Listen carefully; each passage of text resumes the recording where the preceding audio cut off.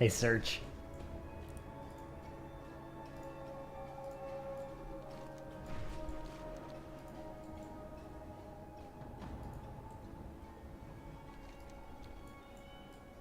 Hey, ping.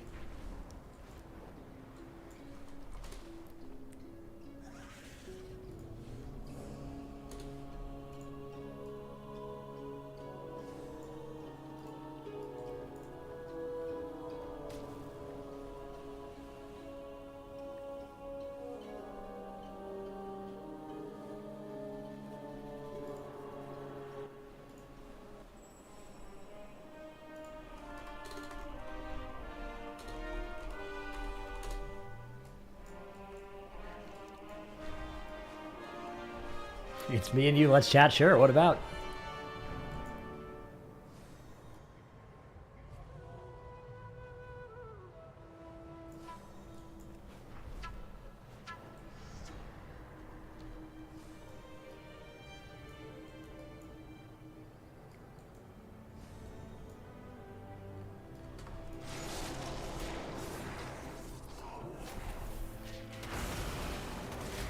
Let's make a beef with the bench for fun. Oh, don't worry. I'm already working on it. Hey, good speed. Earthen are so into hot tubbing, but no saunas in sight? Good question. I know they have the outdoor pool thing in the capital.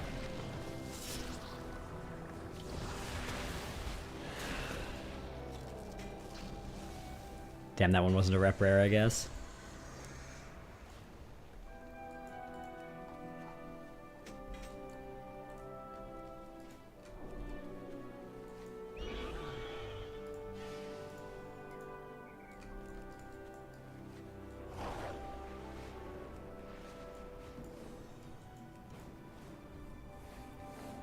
Comment from YouTube.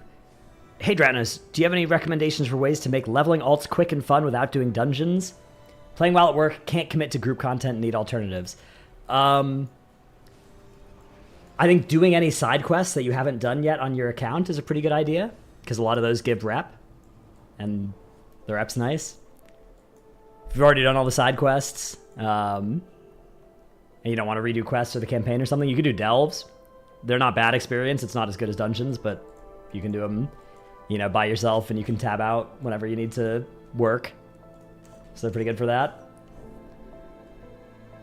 Yeah, besides that, you do follower dungeons also. That's not group content, but it is dungeons. But the XP is nowhere near as good as, you know, dungeons with people.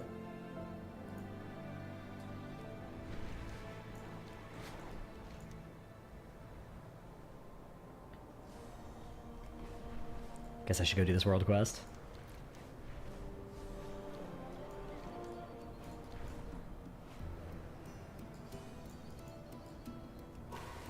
Ooh, what's this? Oh, I already, yeah. Okay, this cheat death thing. The Garndal. Last delve you did gave you 16% of a level. That feels really low. Yeah. Yeah, I mean, it's not much, but it's honest work.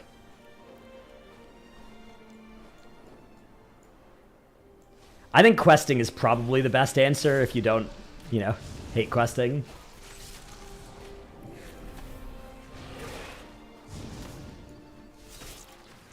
Don't do that one yet. It'll give you 25 coffer key shards if you're over 585. Ooh, I don't know if I'm getting over 585 before it expires. Because I'm kind of going wide on like 6 characters rather than going deep on 1. I guess I'm 573 already. That's maybe possible. 585 is pretty high, though. I guess I got 3 days. All right, we'll wait.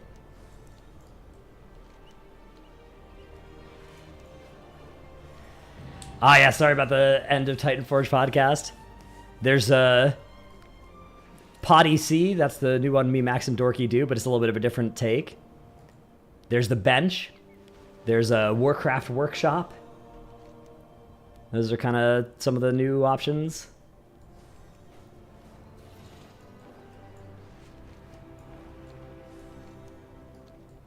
But the bench stinks, right? Of course, the bench does stink, so do keep that in mind. But if you've exhausted all alternatives for the week, you know.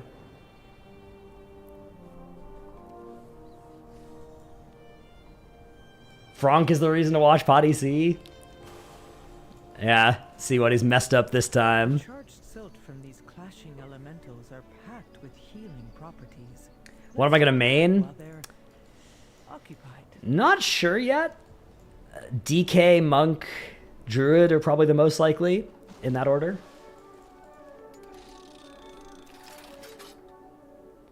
What do you think was the catalyst behind all these new podcasts coming up now, considering how old the game is?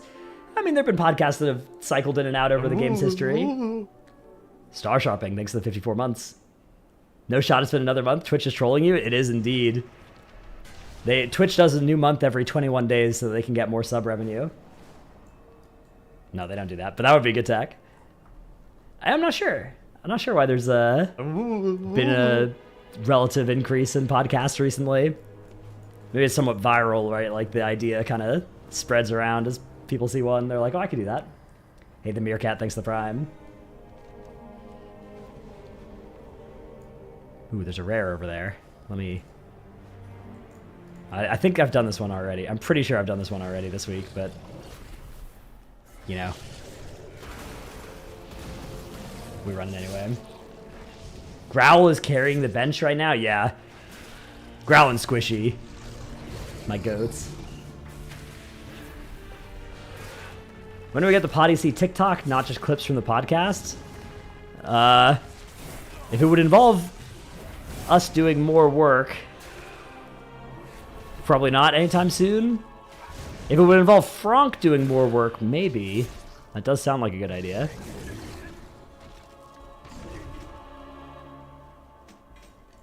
Oh, nice.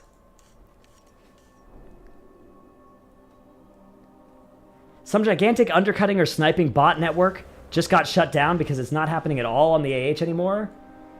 This thing was doing every commodity in the game every few seconds. Ooh, interesting. Is that the reason why there was always like 1 giga cheap listing for everything? Yeah, because that's a big bait. You'd list like one, flower at a really cheap price. It would get bought pretty often, but then every so often somebody would list using that price, and then the network could just buy all that and resell high. How'd I get dismounted, man? What happened? What happened there? I think I just flew over a dismount zone.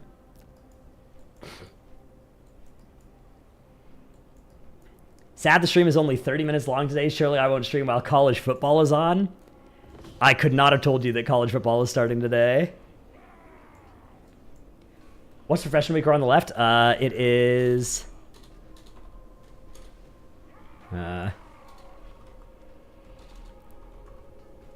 this one.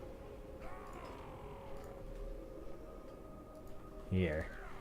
Yeah, I know the Ashkahet has those mines in the sky, but this wasn't even one of those. I think I just flew over this cave, and I hit a dismount plane. Let's see if I can trigger it again. I think there's just a very narrow spot where it doesn't have a ceiling. I don't know, hard to find.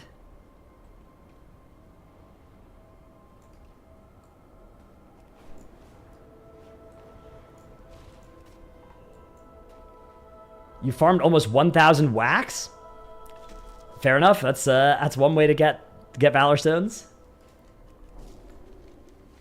I think if I wanted Valor Stones that bad, I would just spam heroics, but, teach their own.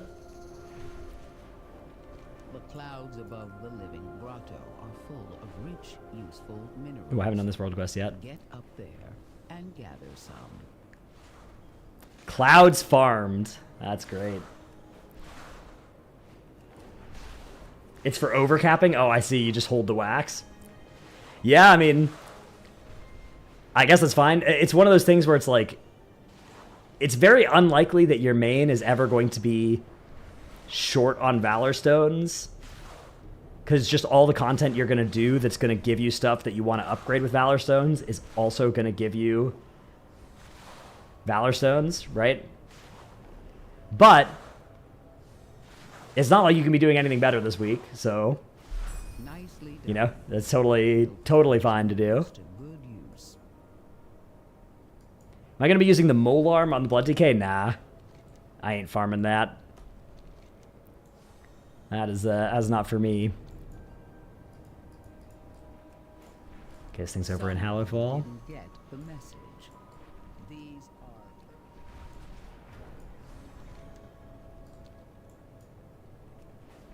That world quest also gives you shards over 585. Interesting. Bulgara, thanks for the gift sub. I think the thing about the keys is it's pretty unlikely that you're going to need more than like 8 or 10 keys or whatever anyways, right? Like, I don't know. Like, yeah, you could do more, but like, at a certain point, we're just talking about infinite champion track items from delves. Like, once you filled your vault with delves on that first week, I don't know. I feel like the keys, like, getting to having 8 from 0 is definitely big. Getting to having, like, 16 from 8, I think, is pretty negligible. Yeah, I mean, it'll be nice, right? Like, don't get me wrong. It's value, in theory, to... Especially if you don't raid until, like, Wednesday or Thursday, you could just fill your character all the way up with champion track gear. It's just, like...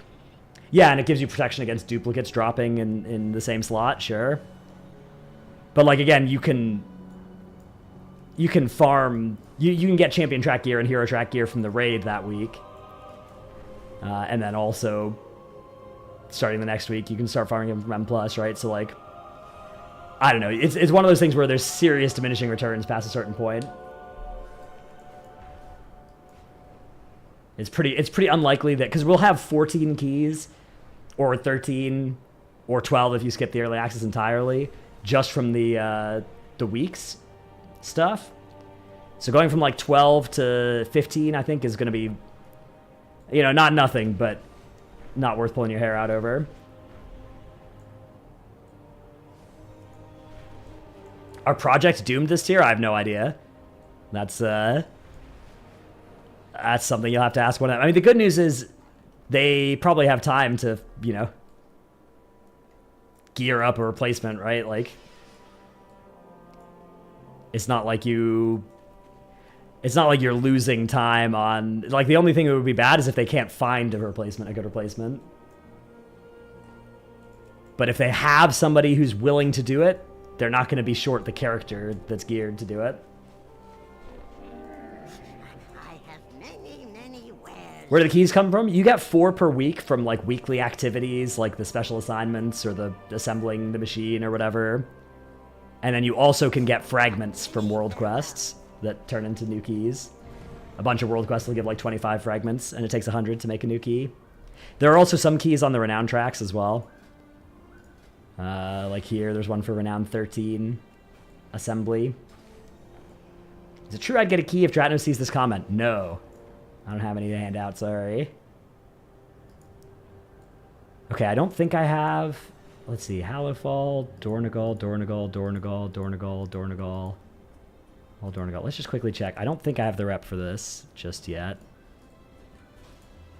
Are Valor Stones hard capped?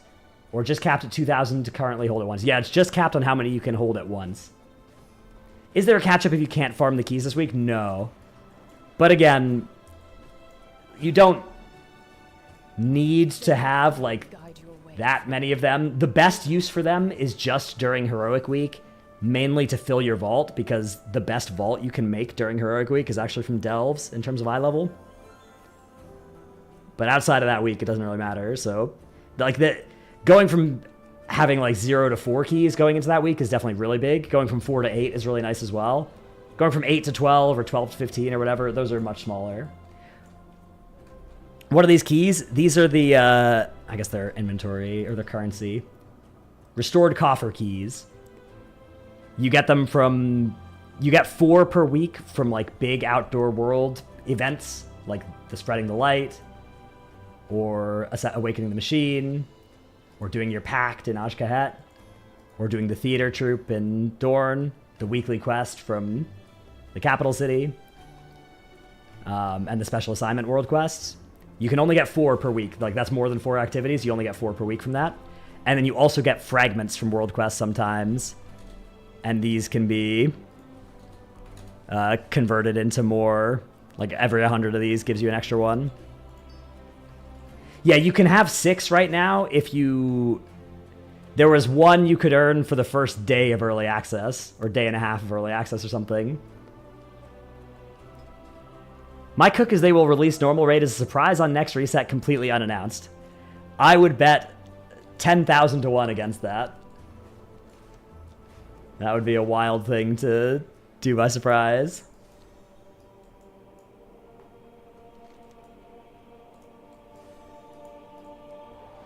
So poor people can't have the maximum yet? Yeah, I mean, if you didn't have early access, you're down potentially like 2.5 keys. Yeah. Like the early access, there was some stuff like that, you know, like you're also down some rep potentially as well. Because there were world quests that expired that gave rep. So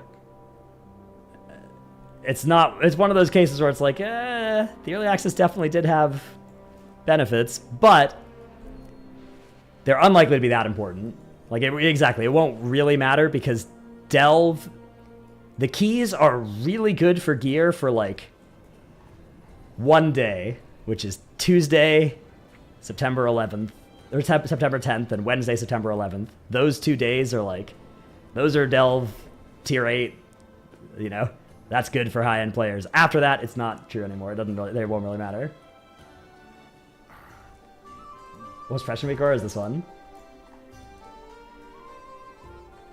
When do we lose the Augment Rune? I think you can keep using this Augment Rune. It's just not as good as the new ones.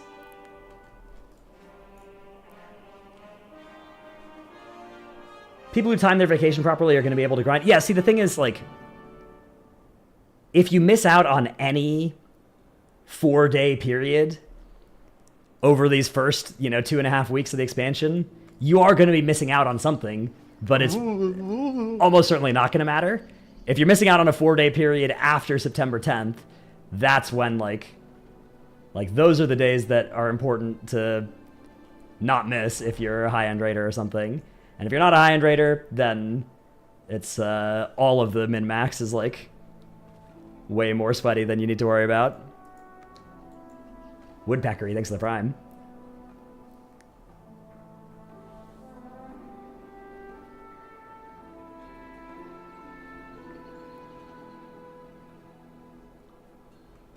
Okay, what was I doing up here? Oh yeah, I need to see how you can buy these. I think you buy these with Acuity.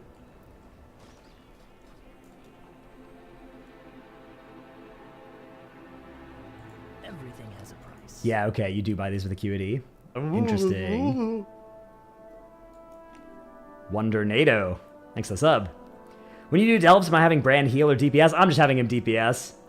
Yeah, his healing seems pretty weak. His DPS isn't great either, but, you know.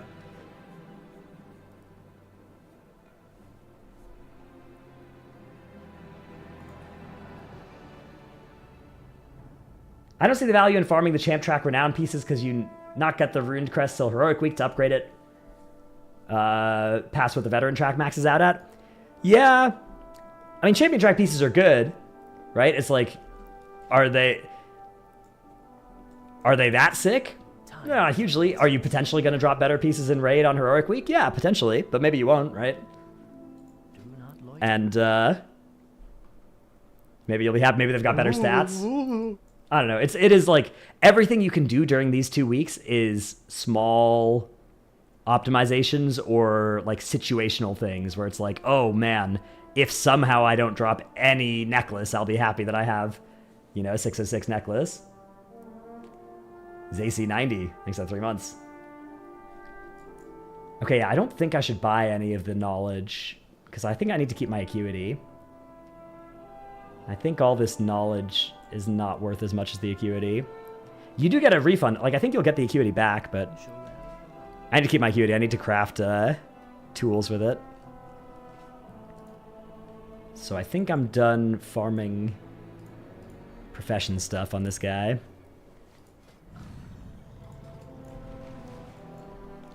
For now, at least. Let's swap.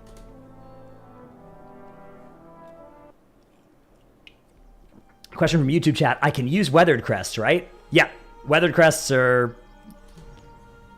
I would describe them as... It's going to be very, very hard to ever be in a situation where you're like, damn, I wish I hadn't spent my weathered crests. Like, it's almost impossible to get to that spot with weathered crests. TBH, that's also pretty true for the carved crests. Like, even the carved crests, you probably... If you spend carved crests upgrading a good slot, like chest piece, weapon, something like that, it's going to be hard to regret that decision either. Don't dump all your carveds into like bracers, belt, or something this week, but yeah, it's a pretty... Like, carved crests and weathered crests... Weathered crests especially, send them on anything that might be good. Carved crests, if you're pretty confident about it, that's probably good. And then, ruined and gilded crests do not. Ruined and gilded crests, you want to get a permit before you use those. It is a world of wonders. The skies call to me. Upgraded cloak? No, it's fine. Like, it's the only way you could really screw up with carved crests is if you use like hundreds upgrading all the low budget slots and then you don't have any left over for a high budget slot, and even then that problem will go away quickly. Like, it's hard to mess up either the carveds or the weathers. By the way, if you're only playing one character, you can, anytime you get these Crimson Valor Stone rewards, don't open them, and then you can save them up and have them in case you cap, so you're not overcapped. But I don't do that because I play enough characters that none of them really ever get to the Valor cap. Why do I hold on to so many greens? Yeah, I need to clean those out, but that would be annoying and take time. So I'm not doing that. Oh, I gotta do my Omens quest.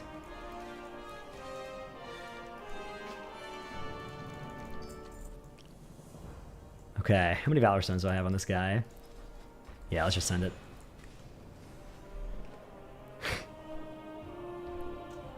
Don't tell me what to do. Why are you ignoring me? Please give me attention. What do you want, Franck? What? What is it now?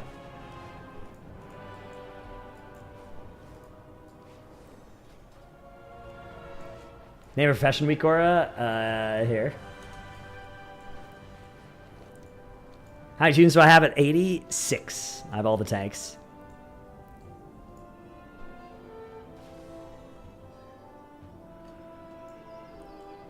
Hey, Emmy in the telly. Hello, I'm newer to WoW. Will Valor Stones be more available as the expansion goes on? Yeah, I mean, they basically will drop from, like, everything-ish. So, it's more that by grinding anything, you will get Valor Stones. So it's a hard currency to run out of on, like, a main character. It's not impossible, though. I personally think Valor Stones are stupid and shouldn't exist. But it's most of the time you're not going to run into problems where you don't have enough of them. Except for in these first couple of weeks where, you know, you're getting so many new upgrades and they all cost a bunch of Valor Stones to upgrade. Ooh. Thanks to 40 bits Distrominator. Okay, where's this? It's not here. Do crafts still give profession level ups or only knowledge? Yeah, crafts, like when you craft something, if it has these arrows next to it, it'll give you level up. And then if it has this first craft thing, it'll give you knowledge.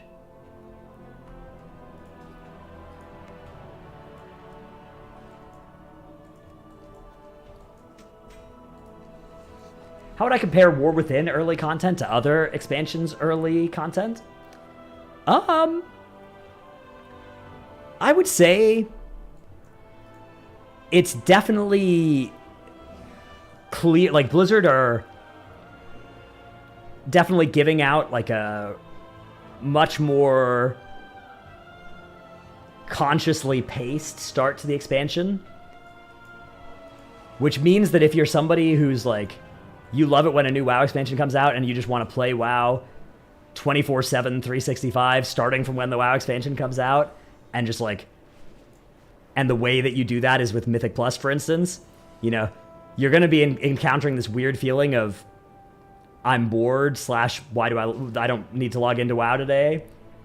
which is a weird feeling to have in the first few weeks of an expansion. You'll see people complaining about that. I personally think it's a good thing. Like, I think that it's a good thing that basically they're making it so that if you're really trying to sprint through the start of the expansion, there are basically some speed bumps that are there. And those mean that everybody else doesn't feel like you're getting super far ahead of them.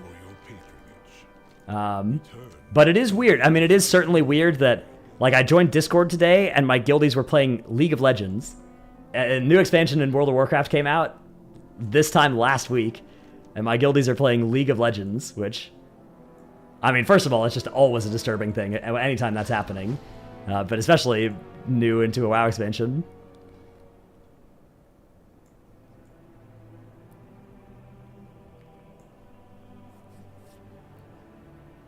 Yeah, I mean, the thing is, like, anybody who has played enough in these weeks, in this first week, to feel like they don't need to log in right now, is going to feel like they need to log in 24/7 in 2.5 weeks when M Plus comes out, right? Like, so, like, you're still going to get that experience. But if you're somebody who, like, really likes M Plus, but is on a more limited schedule, I think this is really positive because you don't have a huge, like, awareness that other people are getting really far ahead of you. I don't know. I like, instinctive gut feeling is that 2.5 or 3.5 weeks is like a little too much still for M Plus to not be available. Long hitters, thanks to the Prime. Just because, like, M Plus is the best part of this game. Like, not just for high key people, but, like, just keys are super fun, and that's something that you can't do for a full month, the most played month of the expansion. I think that's probably still a mistake, but I think that the general effect of, like, slowing down gearing and stuff and putting a bunch more speed bumps into the start of the expansion is probably good. Fireplane, thanks to the 2 gifties. If M Plus is available in Heroic Week, everyone would be spamming +10s for Hero Track and vault slots on Myth Track. Yeah, I mean, well, what they've done in the past is they've capped M Plus during Heroic Week. Polgara NZ, thanks to the sub. Although the thing is that that comes with its own downsides as well, right? Like, everything's a trade-off. There's all... Whatever you do, that, right, is like something gets better, something gets worse.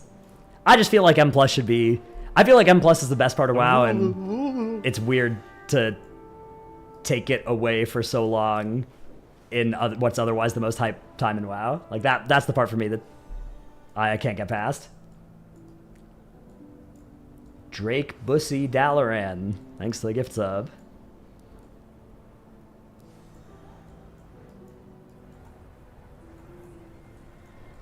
I think the early release is also, like, a big part of the culprit, right? Because the fact that the early release is happening has...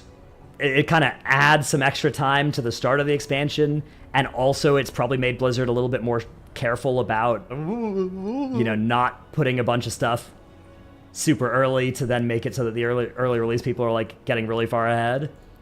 Although, of course, it still feels that way with all the leveling changes and stuff. So, I don't know. Oh, thanks for the other gift sub, Drake Bussy Dalaran. Mr. Ratner's YouTube content, always your favorite part of a new WoW expansion? Yeah, my voice was a little bricked for the last, like, week, so I wasn't able to make videos, but I'll probably make another one tonight if I can compile a good list of tips and stuff. Hey, the real pigs and bacon. I love keys and rating, 2,800 and a few mythic bosses, but this is the most relaxed I've been in the beginning of an X-Pack. Glorious. Yeah, I suspect that that is a good kind of litmus test for whether you would prefer or not prefer the expansion to launch like this, is if you enjoy, if, you know, feeling more relaxed and less hectic is good for you, if you like that, you're going to be much happier with War Within. Whereas if you're the kind of player who likes being so blasted with new stuff that you're overwhelmed, that's something that this expansion isn't really providing for you, unless you kind of artificially do it by, you know, min-maxing rep to a very sweaty extreme. Wizmanglum, thanks to the Prime. So yeah, I don't know. Again, I think it's... I would describe the War Within launch process as mostly positive, and the only really big negative thing for me is the early access cringe stuff anyway. Aside from that, it's like the other stuff is like things that kind of feel weird psychologically but are probably just good overall. Coffee flavored M. Thanks for Prime. How does my guild welcome my content creation? Is it something talked about or no one really cares? Yeah, my guild likes to make fun of me. They like to, anytime we're in a group, they like to, you know, and if anybody's ever like, oh, real Dratnos or whatever, and I'm playing with my guildies or whatever, they'll start being really annoying. But it's like, I don't, nothing content creation wise that I do really like impact the guild's progression, so, or at least doesn't do it negatively, I think. Except for if I'm like flying for a day and miss a day of raiding, which is annoying. I try to minimize the chances of that happening, but it does happen sometimes. But you know, these things happen.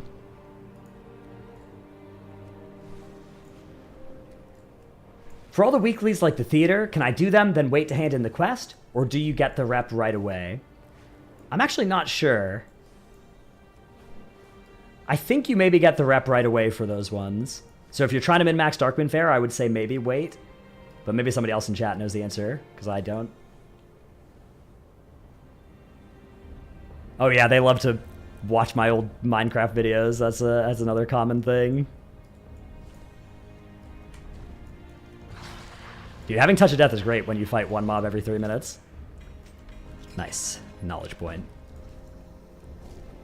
Other people are farming rep and you're farming ore and herbs. Hey, yeah, I saw you bought a WoW token today, Thean. Do I read YouTube or am I like Max? I read YouTube a little bit, yeah. If you type in my YouTube chat, it's like, you're maybe half as likely to get seen as if you type in the Twitch chat, but I try. It may have been more than one. You bought more than one WoW token? Oh man, that's tough. That is tough. What was the Magic the Gathering podcast I did? It was called Allied Strategies. What's the add-on or weak aura that tracks profession knowledge? That is this one. How would you have felt if the early access applied to anyone who pre-purchased and not the Epic Edition? Yeah, I mean, at that point, it would basically not be... Like, it wouldn't be price discriminating, right? It would just be... I think that would be totally fine. Because basically everybody would have that then, right? Everybody who cared would have it. Max had a whole introspective YouTube side rant a couple days ago. Oh, what'd he say? Have I done the polearm farm yet? Nope, I'm not doing that. That's cringe, I'm not doing that. What's the rare tracker week aura? That is this one.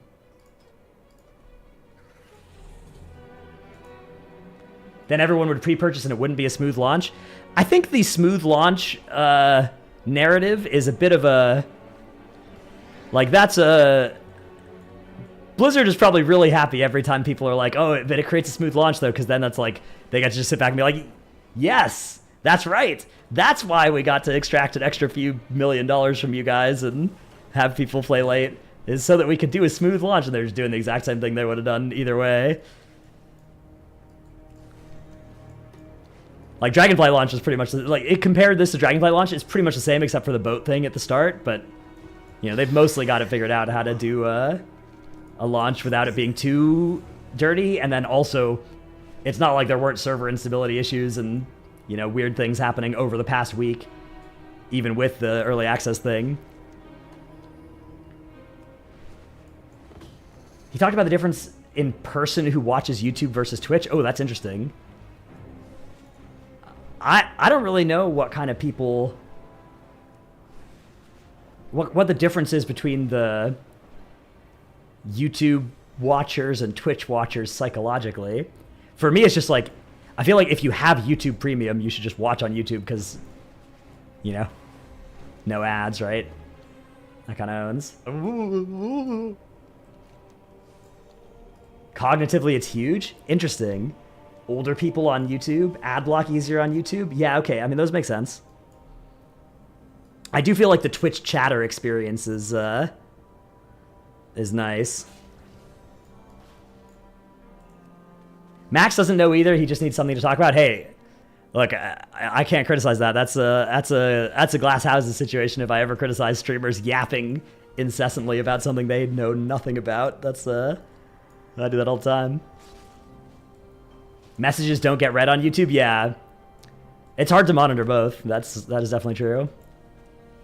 What if I have both YouTube Premium and Twitch Turbo?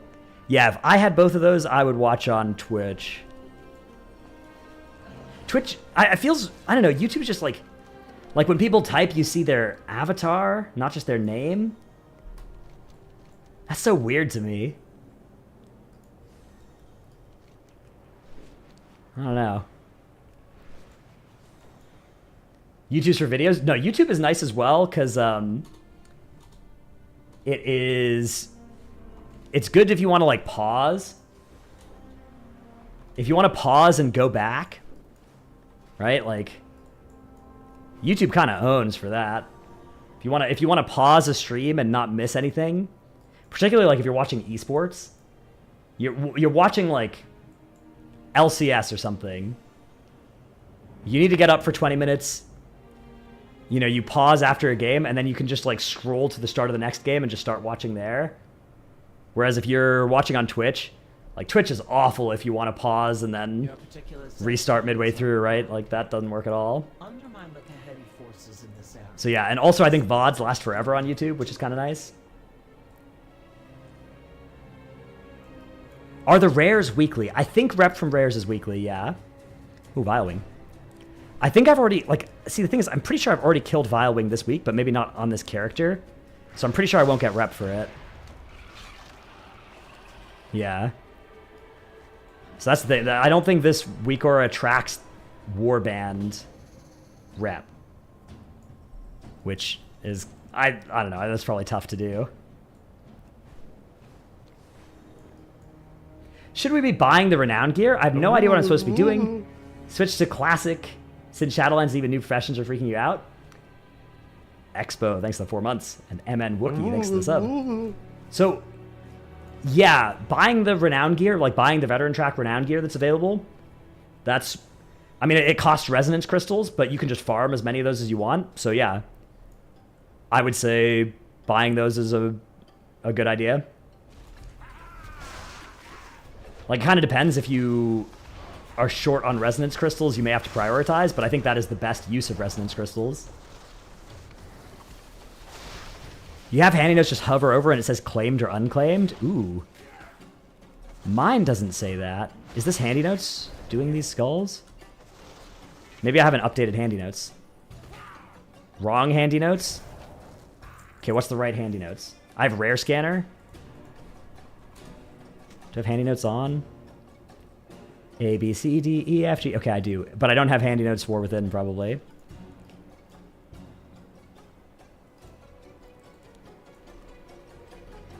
You'll be able to buy delve keys later for resonance crystals. Don't know if it's worth saving.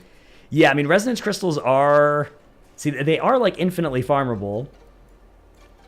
So if you're ever short on resonance crystals, you can get a few thousand in a couple hours pretty easily. Yeah, I don't really care about rare scanner. I'll disable rare scanner and put on the, let's see. Handy notes. Handy notes, War Within. Handy notes, the War Within, treasures and rares. Okay. Yeah, dragon riding races are, I think, the fastest source of,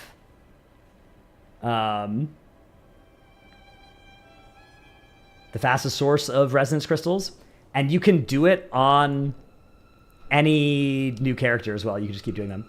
What's the week for leatherworking? This is the profession tracker thing I have over here. Orkly fans, thanks for the prime. Okay, let's see if that worked. Is it this one? Or is this the wrong one?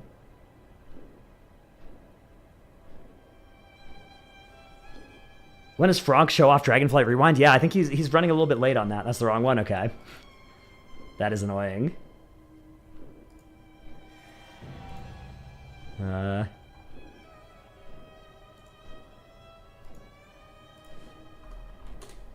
What hero talents am I playing for Brew? I just leveled with Shadow Pan. Because it's, you know, easier.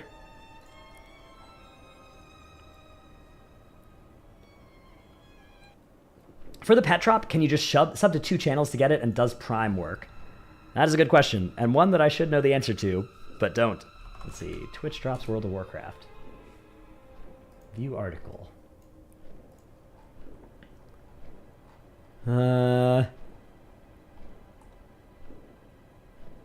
Okay. Cumulative of 2 subscriptions. So, I think it's gotta be not Primes. Somebody says yes to both? Okay, then, yeah. It definitely, it says cumulative, so I assume it can definitely be split between 2 channels.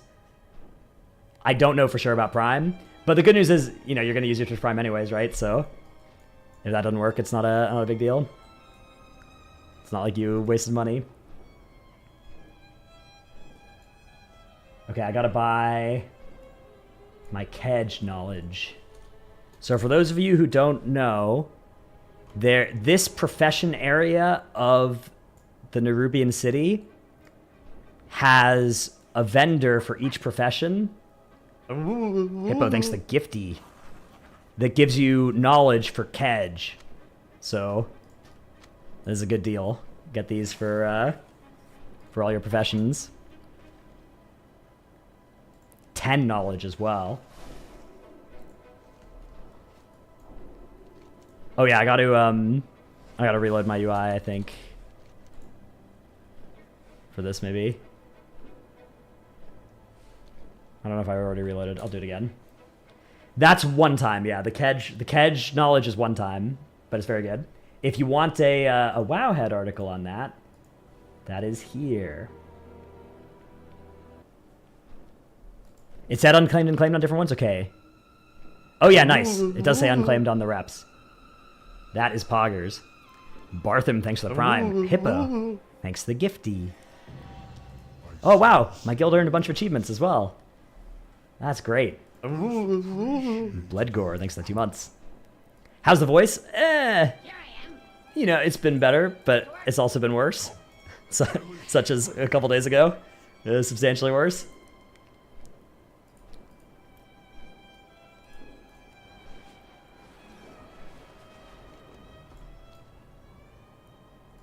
You can gift subs to different channels if you want, but Prime doesn't count for the pet. Interesting. Yeah, that makes sense. Twitch, you can tell with Twitch that they kind of regret ever making Prime, I think, Twitch Prime. Like, I think it's they've kept nerfing it over and over and over again. Wait, your mom doesn't have a voice either? Hold on. Oh, I'm sorry you had to find out this way, Theon. I like your smile. Let me give you a golden rose. Oh, thank you. Need to get some of those cough drops that numb your throat. Yeah, I did get a couple of cough drops, but I ran out. I don't want to get more because, like, I don't know, it feels fine now. I just won't overwork today. Remember when Prime gave no ads anywhere on the site? Yeah, that was crazy. Prime used to be so OP.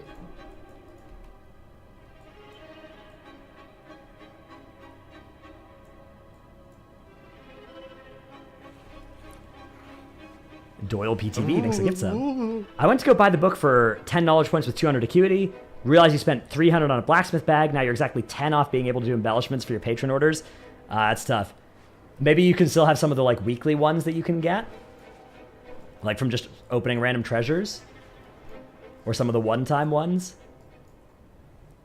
Because when you get knowledge, I guess you don't get acuity from those though, yeah. Maybe you can get some acuity from some first-time crafts. Like you can buy some PvP recipes or something, and then craft those to get some acuity. You want your quest log to be even more central? Yeah, I can turn all these off. I don't know why I still have all these being tracked on this character. None of those are good. None of those are important. Yeah, patron orders are sick. Patron orders are really, really OP. Okay, claimed, unclaimed. Ooh, this one's a patrol. Oh my god, chat. It's a rare. Will that professional recore work even if you've done stuff already? Yeah. Yeah, it checks your character's, like, quest state. When's next Potty C? We're going to record it tonight, so it'll come out tomorrow. What's the record name? The profession one is, I think, this one. Do streamers get any cut if you watch with turbo? Yes. They do. It's a little opaque exactly how it works, but it's supposed to be, like, as if somebody was watching without turbo. Ooh, I can skin this guy as well. PvP items, you don't know if you have it in you? Yeah, fair enough. Fair enough. There's an easy way to get resonance crystals and kedge once a week. The weekly spark quest, when opened, gives 450 kedge and 900 crystals. These can be done on level 70 alts and then completing 6 world quests. Yeah, there's a bunch of stuff there's a bunch of one-time kedge you can get, like, on a new character. So I think the real something that's true for a lot of things this expansion is if you're short on a resource, one of the best ways to maybe get it is to just start a new character and then, you know, get all the easiest sources of it and then send it to your main. It just has to be an alt that you don't actually care about, right? Because you're gonna, you know, transfer over all the easy kedge and crystals and that stuff. My Nobles vendor is not showing me any items. Any clue why? No clue why.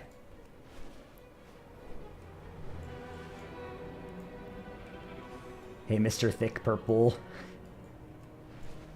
I like that the patrons simulate real people, giving 50 gold tips with no mats and demanding 4-star, yeah. I like how concentration is so much better than inspiration was. They fixed crafting so much with that. Manny which tank for Mythic? Probably DK, maybe Monk. I've been expecting you. May the weave favor you. Huh. Looks like I haven't done this quest yet. Follow your thread, morsel. Do Interesting. keep in touch. I think I have, but it doesn't say my warband's already completed it. That's weird. Interested in the unusual? You are appreciated. Concentration is so good. I hated that the Senate is rank 4, I'll recraft until rank 5 BS. Yeah. Yeah, concentration is a huge improvement. What's kedge useful for? There's a couple of little things that it buys, but you can also convert it into resonance crystals at a pretty bad exchange rate. The main thing is there are some... You can buy profession knowledge with it one time in, like, this area of the city. What's this guy got? Oh, okay, I've already done that. Why do I see... I guess I just haven't done this quest, even though it's in all my characters' quest logs. Yeah, okay. Concentration is cool, but it feels so steep at the moment. Yeah, you do burn through it pretty quick. It takes like 4 days to fully charge. Any tips on getting Valor Stones beside wax farming? Spam heroics. Spam follower dungeons if you don't want to play with other players. It's like not much, but it's honest work. Okay, I have done these quests. I don't know, I guess I just hadn't done that breadcrumb quest somehow. Are top guilds expecting an Arcane Mage nerf before Mythic Raid opens? So I've heard that Blizzard said there was going to be tuning soon, but I don't know how reliable that source is. That's one of those things where it's like, I've heard people say that. I think that Arcane, like hopefully Arcane Sun Fury getting a little nerf, Arcane Spellslinger getting a little buff would be probably good. I don't know if I expect Blizzard to do anything though. Like, I don't think it's quite far enough out of line that I, you know, would bet on it happening, on them nerfing anything.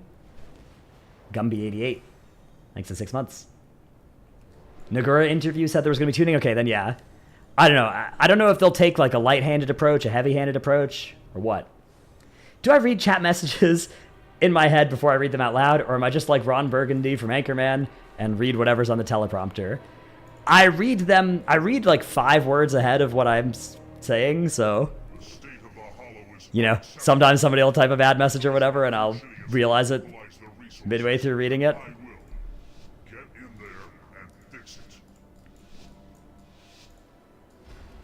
Ignore if inappropriate, but do you think now stepping in at the last minute makes Echo less of a favorite to win Race to World first? I think that, first of all, I don't think it's an inappropriate question to ask. I think it's definitely fine to ask about that. Loof, thanks to 2 gifties. Bag add-on? Oh yeah, my bag add-on is turned off right now. I'm probably going to switch to better bags soon. I think that now stepping in for Echo, you know, like doing anything with your roster 2 weeks before a race probably hurts anybody's chances, right? Like that's just, it just represents you've been doing 6 months of planning for something and then now you're deviating from that plan, right? Now to some extent no plan survives contact with the enemy, right? But I think that that one is, I think that it's just any roster change this close to a race is probably should make you lower a team's win percentage in your head. But it's now, he's got experience, he's really good. Like, if you told me, hey, a guild is replacing their tank 2 weeks before Race to World first, I'd be like, oh no. And then as soon as you hear with now, it's like, okay. Well, that was the best way that sentence could have ended, right? But it's still probably bad news that it happened for them, yeah. That's my analysis there. And they're replacing them with Ben. Hey, yeah, Ben is one of those other names that you could put at the end of that sentence, and you know, the team probably isn't losing that much equity. With me, yeah, if a team is replacing their tank with me, they're chalked. That's the end, I think.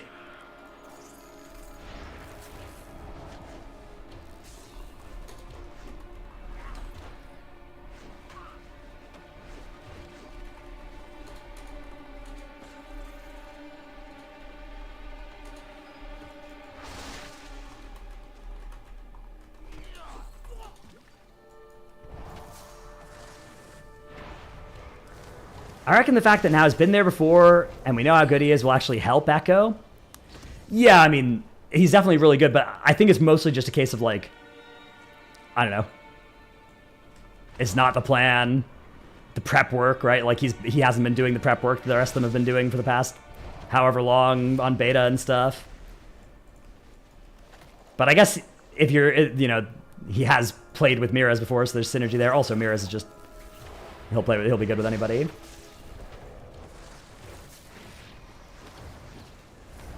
Yeah, I know that now, you know, obviously he's like, the reason that he stopped doing Race to World first rating was never that he wasn't good enough.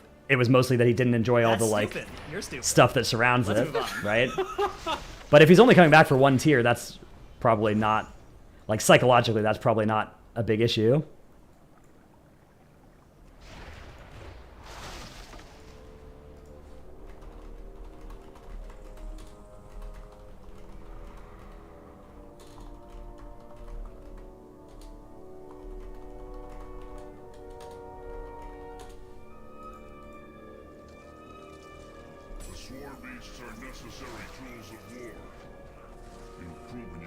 Any OP crafting gear this expansion like Lariat? Nothing seems as good as Lariat was. Farming things like views? Yeah. Yeah.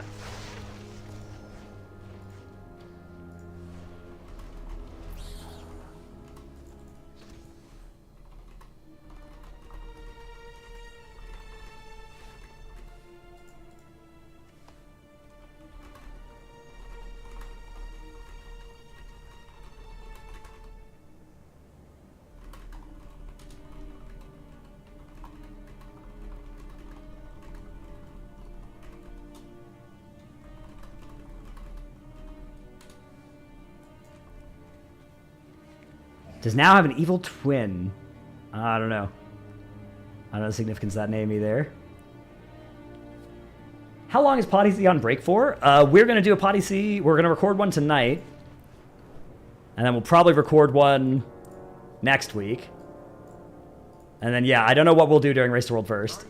I don't know what the schedules are going to look like or anything like that. So, no promises.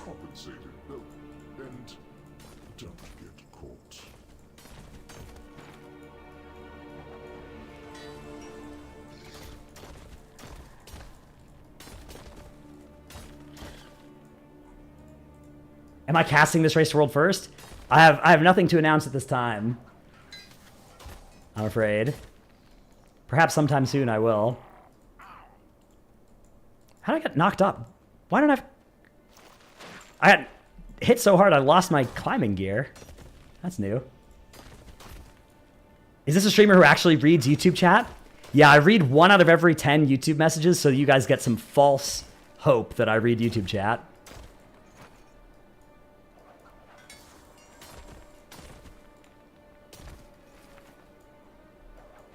Any chance we'll see you return to DPS? You have fond memories of my BFA dungeon runs? For dungeons, it's actually not impossible. I did DPS Season 3 of Dragonflight. Well, I played AUG, so that doesn't really count, but...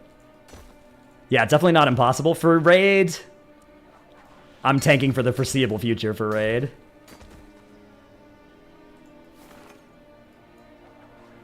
Excellent.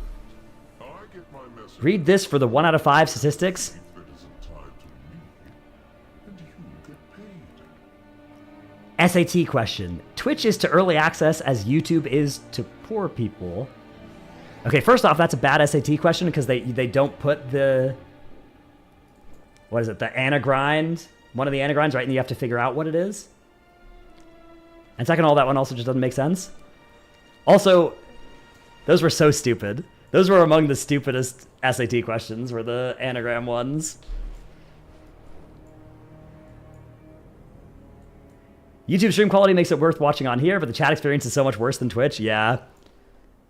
Yeah, if the two platforms could, you know, if a platform existed with the best of both Twitch and YouTube, that'd be so good.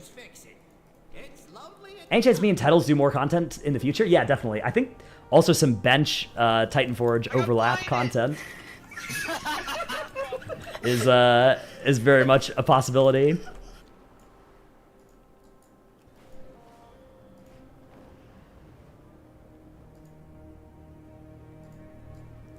Skoldeer, thanks for the 53 months. What was I doing? Oh yeah, I was going to do this world quest. Gotta do this world quest. Oh yeah, SAT. The SATs are they're the big standardized test you take at the end of high school. What's the content I enjoy the most? Probably Raid, Mythic Raid. Is there any particular reason I'm on tank for Raid? No one else suited for the role? Is there that I genuinely enjoy tanking? Yeah, like I don't hate it. I actually do quite like it. It's grown on me.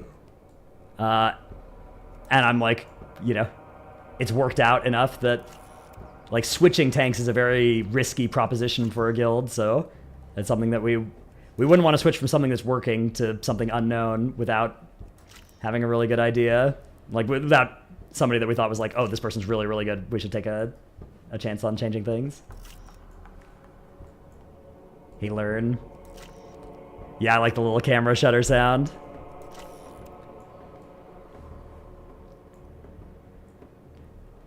If I decided what tank I'm going to be playing for the raid, it's probably DK, Monk, or Druid. Probably in that order of likelihood. It probably won't be Warrior or Paladin. It could be DH. DH is not impossible either. Yeah, the drop should be on.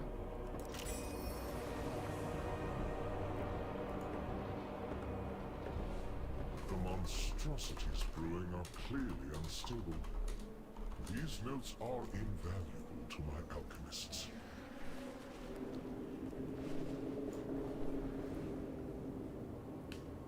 It's too bad I'm not planning on maining Vengeance in Season 1, because I think Aldrachi Reaver Vengeance is the most fun you've had with any of the tank hero talents.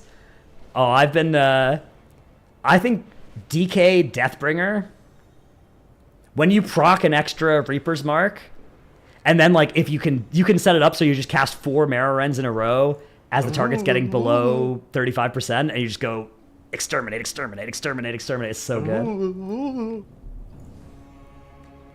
Zithral and Dagra PT. Thank you for the 2 gifties each. What's my favorite zone this expansion? It's hard not to answer Halifal. Kern Volant, thanks to the Prime. I actually think Ashkahet's really been growing on me too. This zone has like, you know, it has some of that Suramar enemy city, but it's like a massive, oh my god, Vinzod, thanks for the 20 gifties. Good golly. Cycle. That's a lot. Thank you so much. I'm glad, dude. That's one of my favorite alerts. That's the Legion legendary sound. I think Hallowfall is definitely my favorite, but Ajka had close second. GIF is great for the 20. Yeah, you guys like the... I like the volume being like a little, loud on that as well, because it's, it should be loud. But hopefully that's not too loud. Does it remind you guys, do you guys remember your first Legion Legendary drop? Almost scared you out of your Herman Millie? Oh, wow.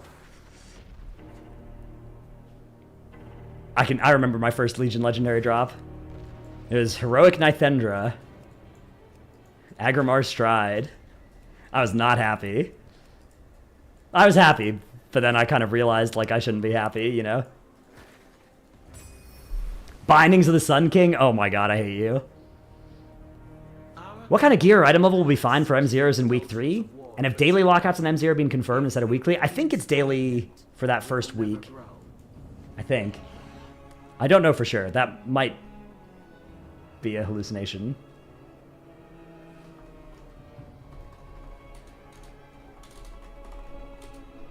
I see you, Vinzod. Thanks for stopping by, dropping the gifties. Yeah, what was I saying? I forgot what I was saying. Surely it can't have been that important.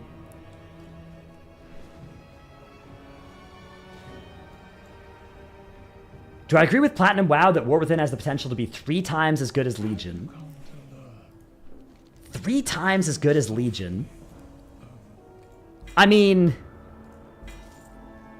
I guess it's hard to refute that, right? Like... What's linked to the details profile? It should be in this document still. If you just Control F details in that thing. Yeah, I think it's... That's one of those statements where it's like, it's not impossible, right? Dirty Haggis, thanks to 13 months. It's like when they announce a new Star Wars movie, right? Like, could it be the best Star Wars movie? Yeah. Is it gonna be? Probably not. Like, 3 times as good as Legion. That's a high bar. Legion was really good. Could it be 3 times better story-wise? I still think no. I think yes, it could be. I think if you're getting as good to like 2 times as good as Legion story-wise, that's really good. Legion had a really good story. Do not read this message. Bush's baked beans. I'm partial to Heinz baked beans. That's the British national food. Yeah, I mean, okay. Is the world building really good? Yes. Are a lot of the quests and stuff good? Yes. Is the grand story potentially really good? Like Xalatath a good villain? Yes. But is it going to be 3 times as good as Legion story-wise? Like, Legion had a sick, epic story. I don't think so. It's possible, though. I mean, yes, it's possible. No, it's unlikely. That's my answer. Which raid buffs do you think makes the most sense to get from tanks and healers right now? We're looking at Monk buff, Druid buff, Paladin buff being the main. Priest buff, potentially. Candidates to come from tanks and healers, yeah. Shaman buff from Arresto Shaman, I think, is a very good answer as well. Although all 3 Shaman specs look good in their own rights, so I don't think there's a bad answer there. It could be a 10 times better story story-wise than BFA. Yeah. BFA's story was kind of not very good. BFA's storyline was... They wanted a faction war, but they pulled the punch. And then it kind of just was like a little faction fracas and nothing beyond that. Troto, thanks to the Prime. Also, they had the factions like unify against a common threat after less than a year of BFA coming out. Infest the hungering pool and attack Yeah. our people. Cleanse the pool of their filth. Why did they not rework Brew spinning crane kick like Windwalkers? Seems kind of weird. How did they rework it for Windwalker? I know a lot of things about Monk, so I know the answer. I'm just testing you. Oh, it's a real channel for Windwalker? You mean Jadewind? Or... Oh, okay, it's a real channel. So you mean just the fact that it's like, it does the weird interrupting your cast, stopping your auto thing? Is that what you mean?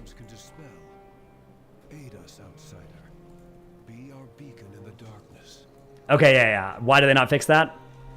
My guess is that if you told a Blizzard developer the full list of weird, buggy interactions in the Monk class kit, it would be like a mortal comprehending Cthulhu, right? It's just like, it would drive them to madness.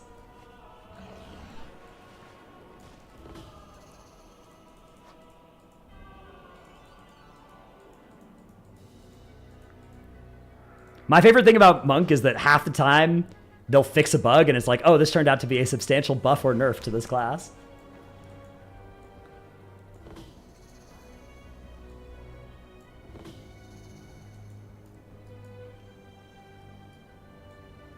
Thoughts on the expansion end boss? I think we're going to fight Xalatath, but I don't think we're going to win or lose. I think we're just going to, like, fight Xalatath to a draw somewhere. And, like, we'll stop her from achieving her maximal goals, but she'll make some progress on something. Also, I've crashed here, so it is what it is.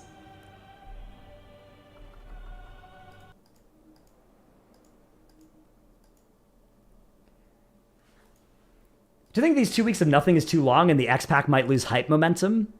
I think definitely there are going to be some players for whom, yeah, like they're... I think Giga Sweaty, M+ or raid-focused players, in particular, those that play few characters and those that don't do professions or care about the lore. There are already people in my guild today that are playing League of Legends. Which is weird for a week into a new expansion, right? Like that, there are certainly, that's going to be some people. I think it's such a small fraction of the player base that it's worth sacrificing them for the majority, like the overwhelming majority of people for whom there is just more than enough stuff to keep you occupied for the first few weeks here. But I'd be curious to know, I would love to see like a, you know, a survey at the end of it. Dumb Papu, thanks to 15 months. What's Profession Week, Aura? That is this one here. My goods are the pride of the Empire. Okay, I think I've done this quest, but I'm actually not sure that I have. Oh yeah, I have. I remember doing this. Yeah. And I think I've killed this rare, but I'm not sure that I have, so do it again. I think 1 week of this, then Mythic Week, or then Heroic Week, then Mythic Week would be the sweet spot. Yeah.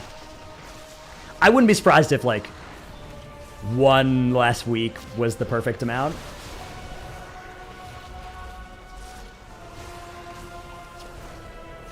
The early access definitely throws a wrench into the whole thing, right? Because it kind of means that if Blizzard accelerates the expansion too much early on, that makes the early access much more of an advantage, right?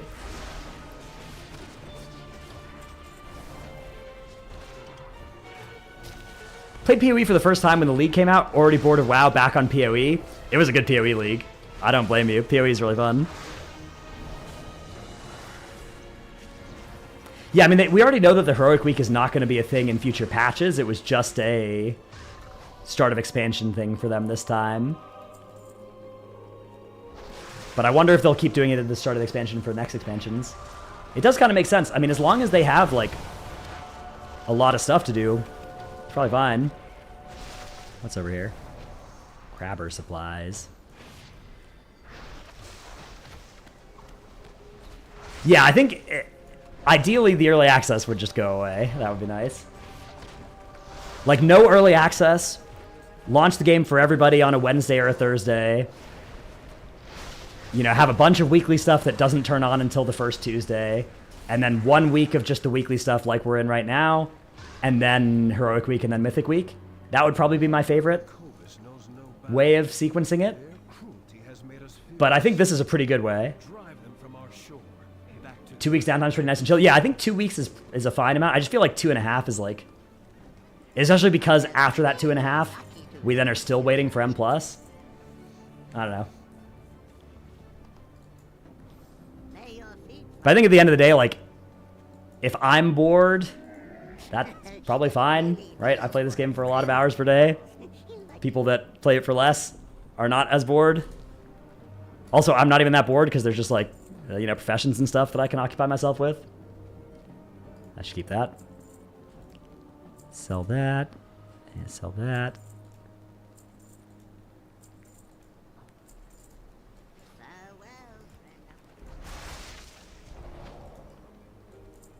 Bags are looking clean? Yeah.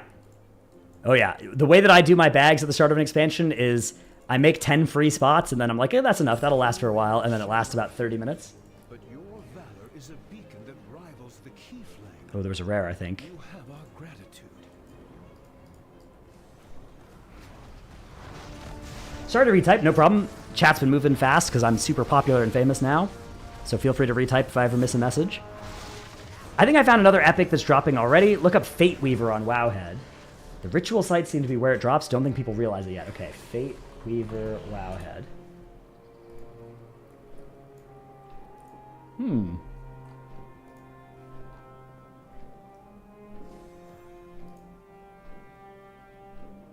Link the rares we Cora? Yeah, let's see. Here. Okay, perform a ritual. So, ritual site is a large pool. All right, let's go there. Let's take a look.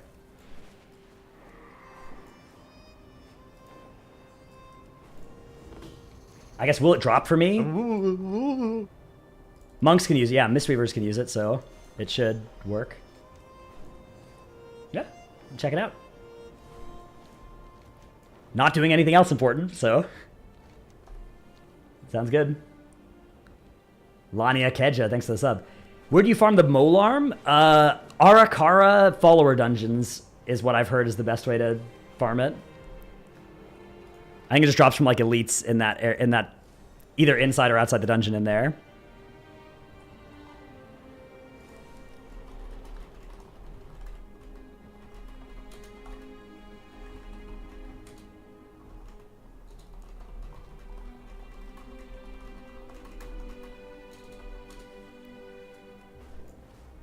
What's the Molarm? It's a polearm that is on the veteran track, but it doesn't have primary stats. So I think it's kind of bad, but it is on the veteran track, so it's high item level for now. It's warbound unequipped, so you can farm it. If you want to level a new character, you can just do Arakara follower dungeons while you're low level. This was easier back when low levels were super OP, and then potentially get it. Are follower dungeons normal only? Yeah. Yes. Will Epic Edition also get beta access for practicing M+ dungeons before seasons 2, 3, and 4?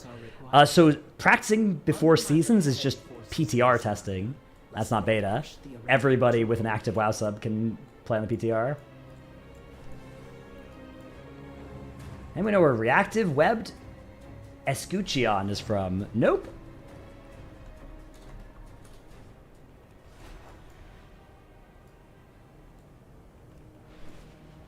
What to spend Spark on is killing you? I would say delay your Spark. Don't craft with your Spark unless you are sure what it should be on. Because if you're going to be doing any Heroic or Mythic content early on, Sparks are going to be a resource that are kind of limited that you want to make sure it goes onto like 2 good embellishments early.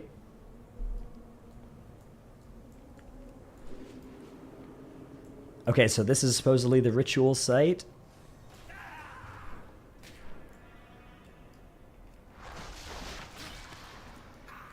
I don't see anything interactable in here.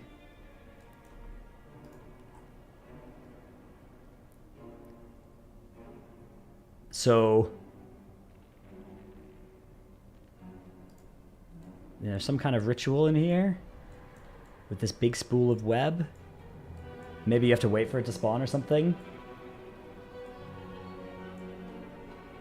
Think it's good to make a 590 weapon and shield now? Yeah, with the without using sparks, yeah, with just the weathered crests. What eye level do you need to be to go into heroic dungeons? I think like 552 or something to queue for them. 551. But you can be lower if you have friends to just go to the dungeon with. Well, thanks to the 100 bits. Hydrated lime. And after. Kershaw, thanks for the 57 months. What does chat think about the Hawk Tua girl? That is such a funny meme. What quest am I trying to do? Somebody linked a an item that apparently is associated with a ritual here. So I'm investigating. But I don't see anything interactable, so if there is something, then maybe you have to wait for it to spawn or something. Keikoni. I don't know if I'm pronouncing that right. But thanks for the sub. Yeah, I don't see anything in here. I don't see anything I can click on. So I'm gonna assume that if there is something, it's on like a slow respawn timer or something.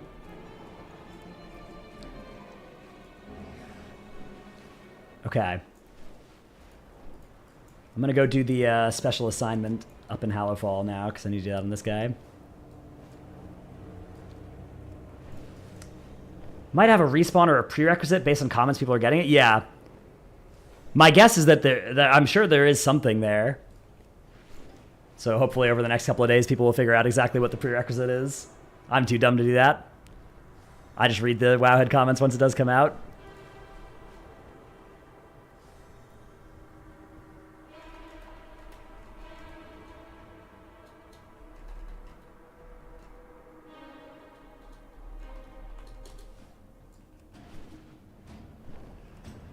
You guys like a spaceship these days? Oh, I don't know why these keep getting tracked. I literally untracked all these recently, but they just retracked. I think it was because I crashed.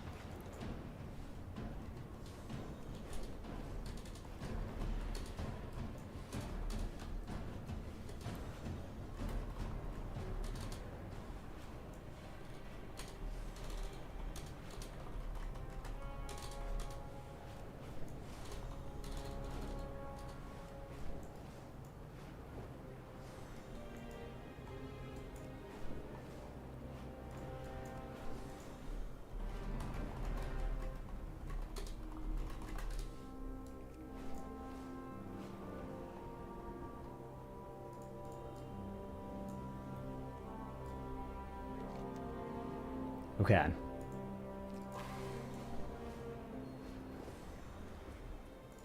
How many of these do I have to do? 2? What are the least bad ones? These 2? Brewmaster, Blood DK, Biss for War Within. What about Druid? Resto then? I think Druid, I think Bear is definitely a fine way to get Mark of the Wild. I think maybe Moonkin as well, especially if they buff it. They buff it a little bit. Just play a Moonkin. I don't know, I'm also not convinced that DK Brew is the tank combo. Like, Windwalker looks pretty good. You'd play Warrior, even though you already probably have a DPS Warrior or 2. Prot Warrior looks really sick.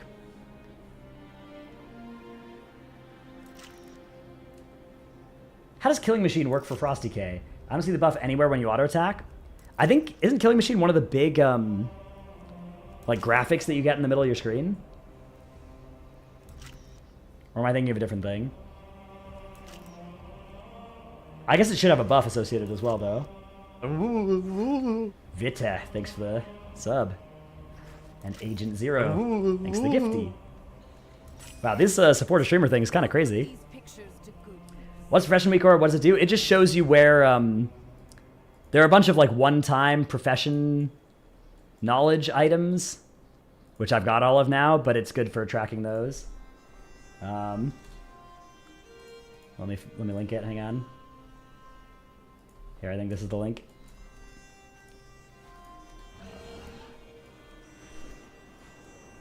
But yeah, this character has already used it, so I don't really need it on for this guy anymore.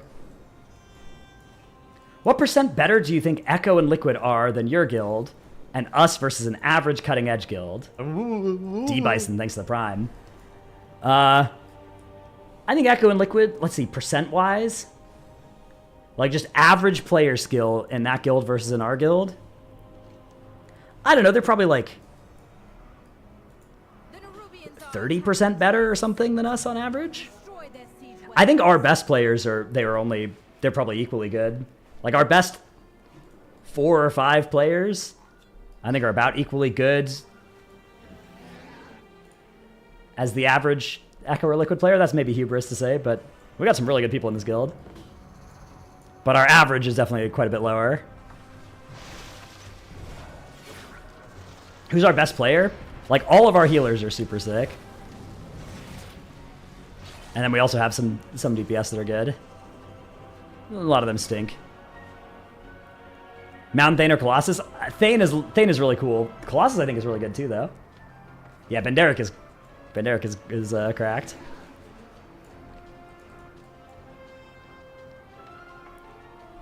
Eve's cracked too. Timber, super cracked.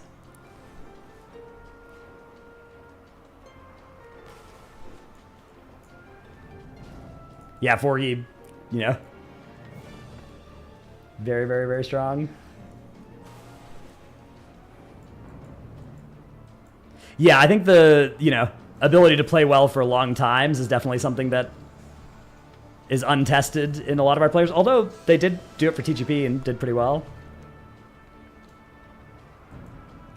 The difference between us and an average cutting edge guild, I mean, I think it depends on what you mean by average cutting edge. I guess you mean like world rank 1,000. Because what, like 2,000 guilds get cutting edge each tier, so 1,000 would be average. I'd say we're probably like, I don't know, 50 or 60% better than them or something. No one cutting edge is average? Well, yeah, it depends on what you mean by the word average, right? Like, an average cutting edge guild, are you using median, mean? Do you mean average skill or average ranking, right? Like, it's a term that could have a bunch of different meanings, but it does have meaning.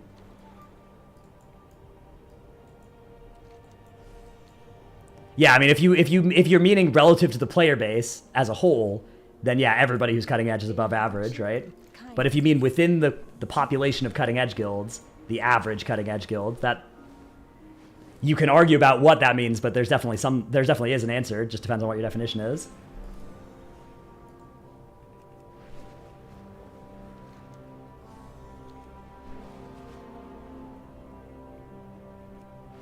Yeah, I mean, I think the thing that's true as well is that as you get lower down the guild rankings, most guilds' best players are still really cracked.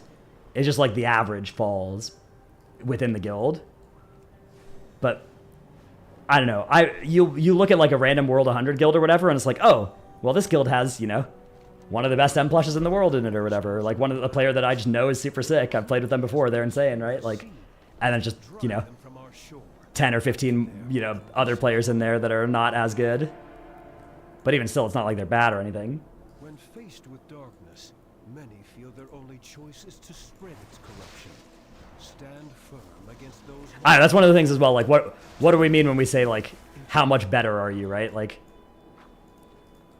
how do we say this person is 20% better than that person or something like that? Like, I'm not making the argument like, oh, you can't do that. I'm just saying, like, that's a hard thing to quantify. Looking to break into Mythic raiding, is there a way to find guilds during a certain time period? For example, I currently raid 9 a.m. to 12 p.m. Eastern. Okay, first off, if you raid 9 a.m. to 12 p.m. Eastern, there are probably not very many guilds on the American servers that would raid those hours. Your best bet is probably to raid on the EU servers. The ping isn't that bad, and there actually will be guilds at that time slot. But yeah, I think Warcraft logs and Raider.io recruitment tools both offer like filtering by time. If you could kill a boss just barely without nerfs, what percent nerf would the average cutting edge guild need? Oh, that's a good way to do it. Yeah, I mean, like we almost killed Tindril pre any, like on the world first version. We got past PT, like we were at 9% or something, so we just didn't have enough time. We would have killed that version of the boss, but we did need what ended up being like a 5% nerf to kill it. And then like the average cutting edge was, it got nerfed like 4 more times over the next few months by a lot. Probably fair to call those like cumulatively maybe a 30% nerf or something. Maybe more to that boss. I don't know, it's hard to say because like some parts of that boss got nerfed into oblivion, right? Some mechanics got entirely removed, and then some parts were still nuclear difficulty throughout its entire lifespan.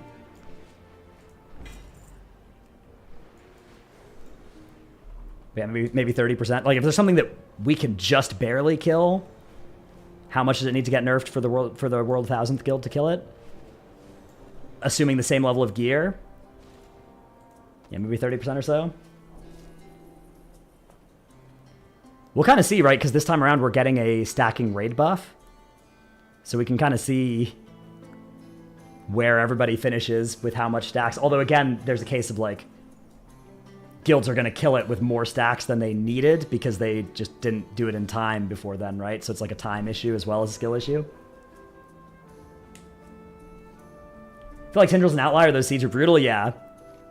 Yeah, it does depend on what kind of fight we're talking about as well.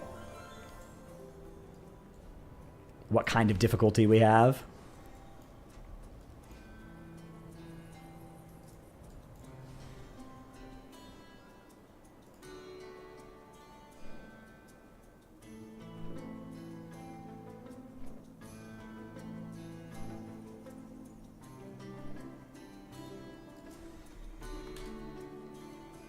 Can you disable the buff for the sake of challenge? I think it's individual per account, so I don't know if there's a way to do that. That's one of those things as well where I don't even think if you could do that, people really would. But people always like the idea of having the option to turn off the buff.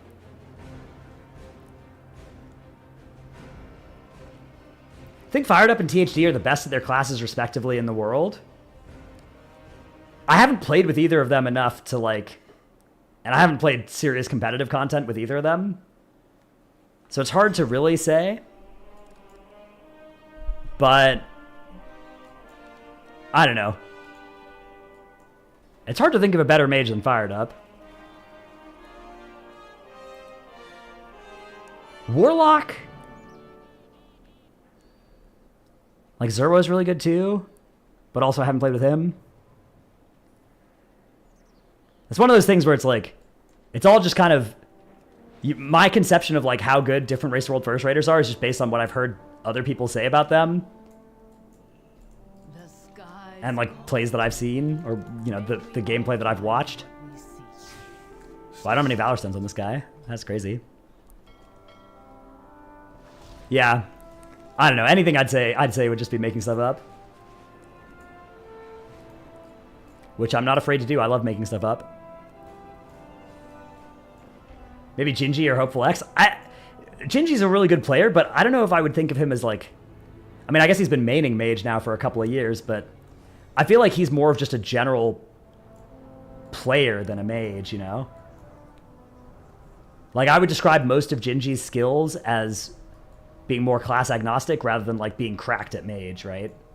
Whereas with Fired Up, it's like you put him on a mage and that's like, you know, giving a master of an instrument their instrument, right?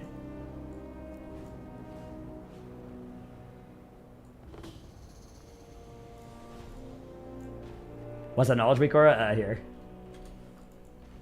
I think only Hopeful's as good as Fired Up? Yeah. Hopeful can't be that good, right? Because he literally keeps joining teams and then they immediately stop playing together. Like, if he was really good, presumably people would want to keep playing on teams that he was on. I don't know. That's riddle me that.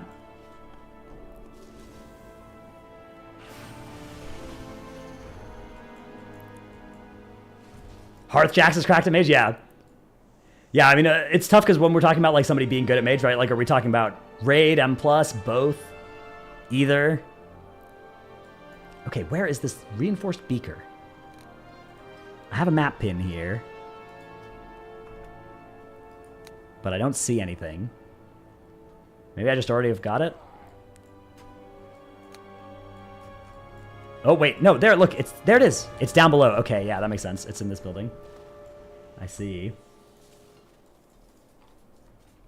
Transmog looks very homosexual. I think it looks cool. That wouldn't be a bad thing. How to use that weak aura for knowledge? You just click on the things you want to track. And then it tracks like the one times that you don't have. And you click on it, and it, you know, gives you an arrow. Marks the place. Hey, Dranos, if I asked you a question 5 minutes ago, you didn't answer it? No, you can repost. There's not currently any questions I'm actively ignoring. Sometimes I do that, but right now I just haven't read all of them. I don't know, there's something about a big old Tauren wearing all these hearts that's just funny to me. I like it. Do. Yeah. Very funny Twitch chat. Humor. It's off the charts.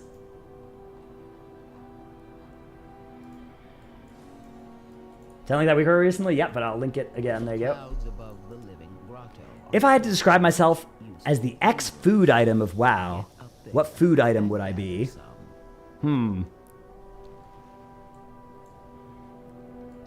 What food item would I be? It's an interesting question. What are the characteristics of different food items I could have? Somebody says old chips? That feels vaguely insulting. Animal crackers? That's cool. I like that. Old chips. That feels mean. Is there a reason to farm knowledge on every profession for the metal? So you don't get acuity from these treasures, but you could get acuity from first-time crafts in other professions, yes. Is there a reason to do that? Yeah, if you want as much acuity as possible, which you use to make tools and stuff, and to buy recipes, like, yeah, that could be worth. Dino Nuggies, that's a good answer. It's one of those things where it could be worth, but I'm not doing that. And it's less valuable than it was last expansion because you don't get it from the treasures.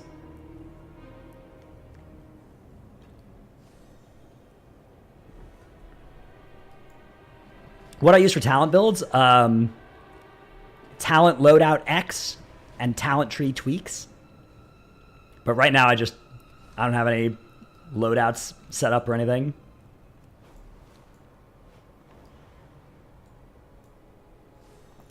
If I've started the campaign on like 3 tunes, but never completed it, and finish it on 1, do you have to finish it on the rest since you've already started? No. Once you've finished it on 1, you can talk to Bran in the Delve part of the city on any other character and skip the campaign. But he doesn't have any exclamation point above his head or anything. You just gotta know you gotta talk to him. Here I am.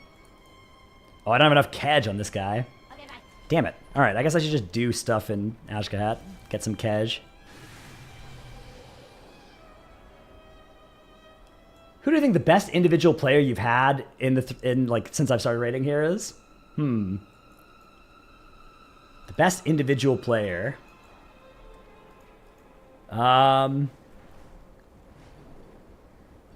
Let's see. Dippin', Kara. Nope, neither of those. Definitely not. Definitely not them.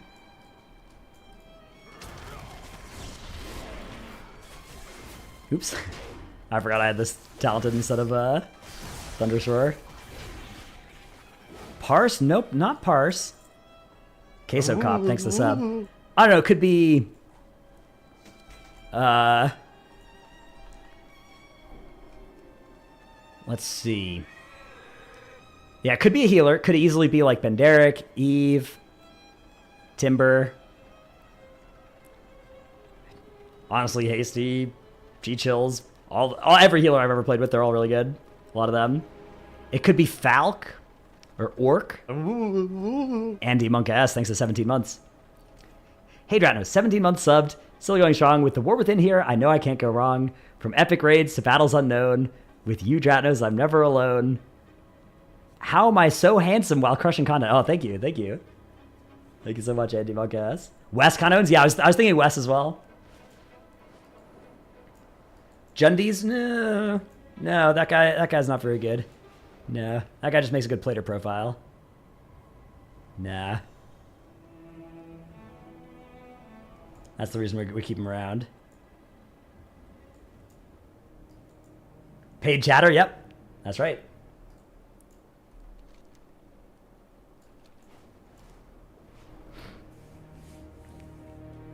"10 years ago, you'd hardlock Karasho?" Yeah.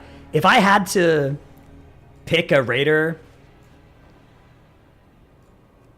which person 10 years ago would have been the best in this guild? Like, which person's 10 years ago version would have been the best in this guild? Karasho would definitely be in the top 10.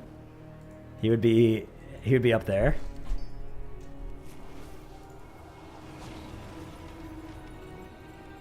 Worth doing world quests when you finish the campaign at 77. So some world quests give better rewards at max level and even at higher item level. So you may wish to, like, if a world quest is giving you a 535, ring or something, if you level up to 80, it might be a 556 ring or something. So that might be a reason to not do them for leveling, but that's a pretty small reason. That's the only reason not to do it. Otherwise, yeah, they're a great way to level. Belladar's about to spawn? Yeah. I already did that once today. I forget which character I did it on.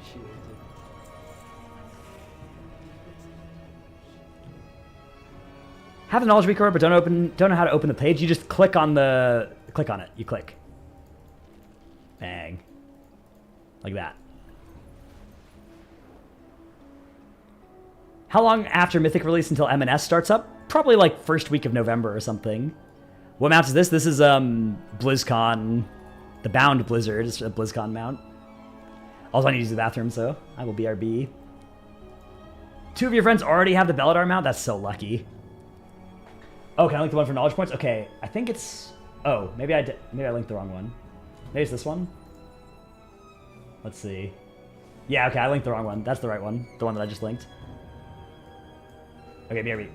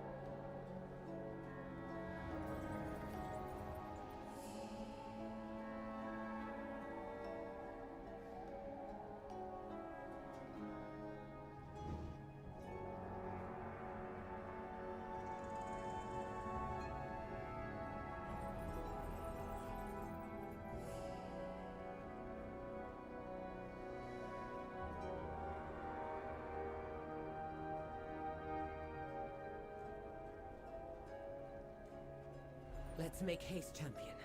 We must notify our allies of what we've uncovered.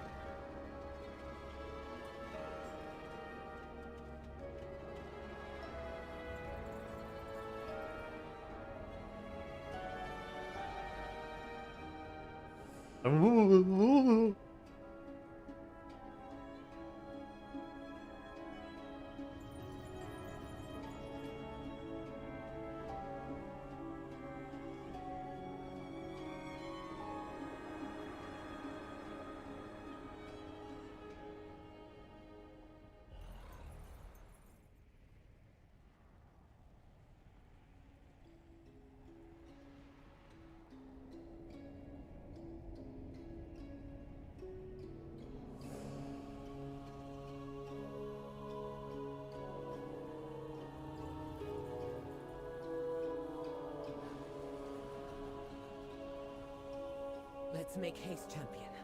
We must notify our allies of what we've uncovered.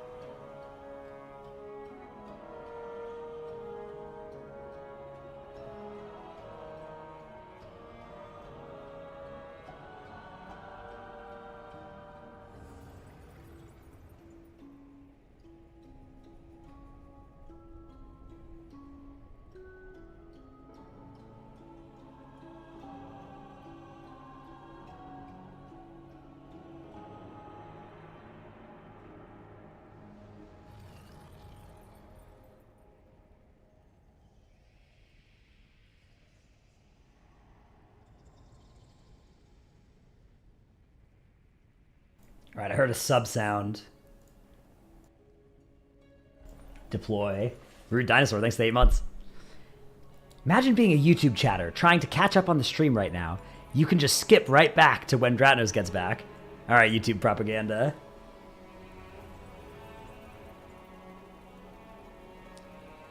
Why is EU down? Yeah, I think it's maintenance. EU maintenance time. We had a long maintenance yesterday in NA. Yeah, yesterday we had a 4-hour proc. Blue post, blue post. Oh wow, a blue post. Hot fixes. It's bug fixes mostly, it looks like. Let's see.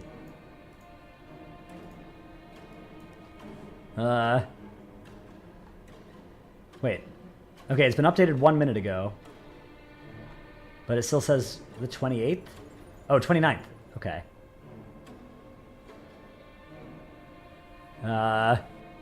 Bugs, bugs, bugs, bugs, bugs, bugs, bugs, bugs. Bugs and stuff. Bugs. All bugs.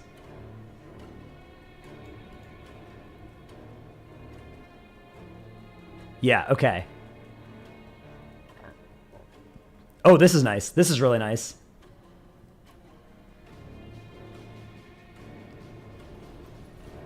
Dancing Rune Weapon fix on last boss. You're talking about last boss of Dawnbreaker? I don't think so. I think that it's not just Dancing Rune Weapon. It's like any God, what is it? Fury of Elune also doesn't work on that thing. La French Patate. Thanks for the raid. Baguette. Bonjour. Bienvenue. Welcome to my stream. We're just looking at a set of new hotfixes. They just come in that don't actually do anything. The nicest one is you get the weekly automatically if you go into the Awakening the Machine event now. Omelette du fromage. Good comms.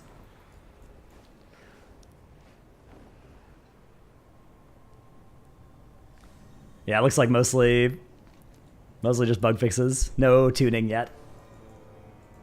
What are my thoughts on Rogue and War Within? What do you think will be the best spec for Raid and M+? I have no idea what the best spec will be. The Rogues I know are... They're split between, like, medium unhappy to medium happy.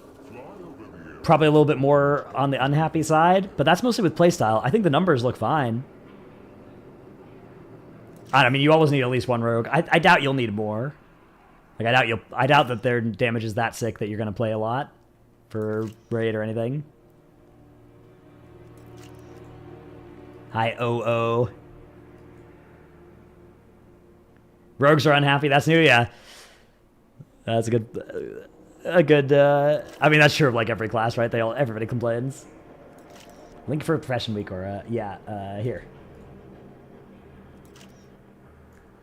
Enhancement Shaman. I've heard Enhancement is really fun. I don't know how good the damage is, but I've heard it's really fun.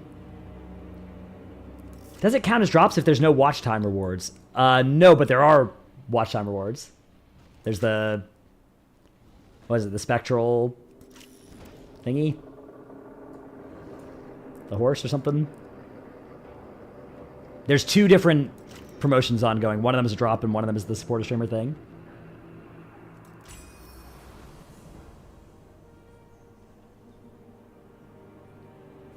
You're a rogue and you're happy that you'll be invited to keys, you hope. Yeah? I hope as well. Yeah, my warrior's gear is bad. I have not made any upgrades on this guy. I guess I haven't been playing this thing much. Deathstalker Sin's pretty fun so far. Glad to hear. Yeah, I've heard most of the complaints I've heard about Rogue have basically just been that the hero talent trees like aren't interesting or impactful enough, but in some cases that's a good thing, not a bad thing.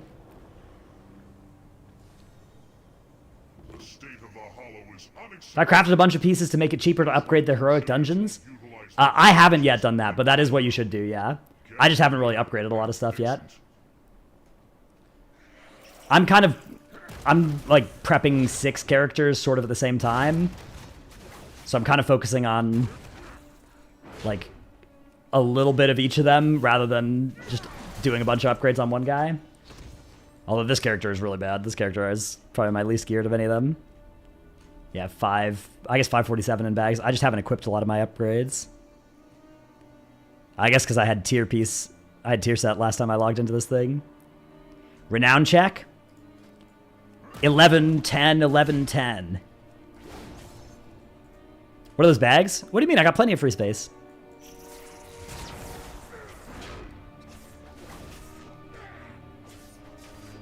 You're slacking your 10, 10, 10, 12? That sounds pretty good. Look, the thing is, if your renown is as high as mine right now, it's actually bad, because that means you're not abusing Darkmoon Fair, which, you know, you should be doing. If you really want to min-max rep, you should be min-maxing the Darkmoon Fair. I'm not doing that, and I'm just pretending it doesn't exist because I hate it so much. But, like, that is the, you know, right play. Did I mostly do side quests to get renown or world quests? I just do everything I can find that gives renown. Except for waiting for Darkmoon Fair to do stuff. I'm not going to do that because I hate it so much. Darkmoon Fair is active. It will be on Sunday. So anything you can save until Sunday, in theory, you should. Unless Blizzard does the right thing and makes Darkmoon Fair not affect these reps, which would be sick. And then they promise to always do that. That would be super cool. Because I hate Darkmoon Fair. I actually like the Darkmoon Fair. I think it's cool. I just hate banking rep turn-ins and stuff for it. Well, when will I stop being a tyrant to my potty C castmates? How have I been a tyrant? What did I do this time? If the goal is to do the crafting for discounts to be as geared during Heroic Week, the later you do it, the cheaper the mats will be and the higher skill the craft will be. Yeah, possibly. Although, potentially, you know, if you wait to do something until everybody else waits to do something, then it might be more expensive. Yeah, I like the profession stuff from Darkmoon Fair. I think that's good. I just don't like the reputation buff. I think the Darkmoon Fair rep buff should just only apply to, like, old expansion reps. And then they could make it, like, 40% instead of 10%.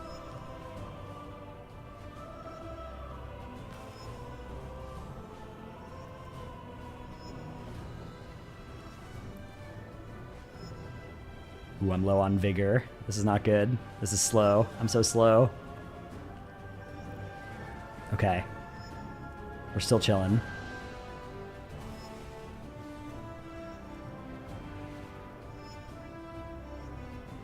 I think we're okay. I definitely lost like 2 seconds there. But I think we're fine.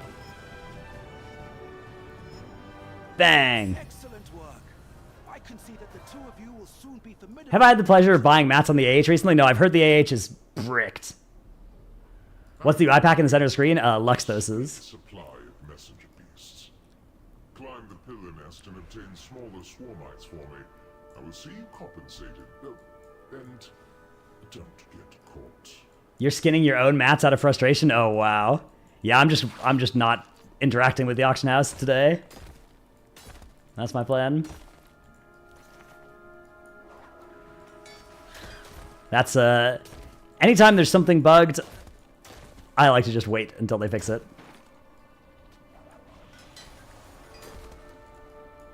I guess maybe there's profit to be made somehow while the auction house is down. I wonder how. I'm sure there's something though.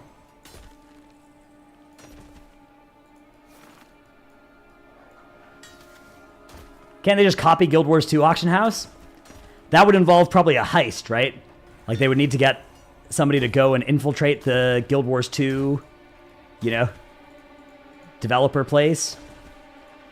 Probably sneak in, get like lowered down through a ceiling fan or something, a skylight, collect the code. That sounds like a lot of work.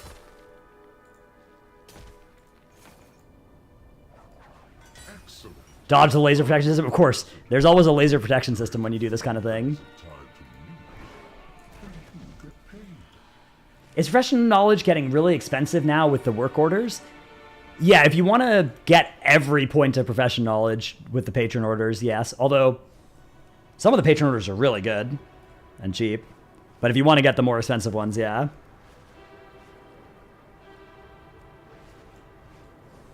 Your character would probably be able to rock climb for longer if it used more than the right hand to hold on, yeah. You're having a blast on War Within Prot Warrior? Yeah, Prot Warrior is cool. 2 good hero talent trees. EU is back up? What? It's been 14 minutes. NA was down for 4 hours. That's so unfair. I can't believe this. Everybody always complains about the NA head start, but EU's just getting blatant server favoritism.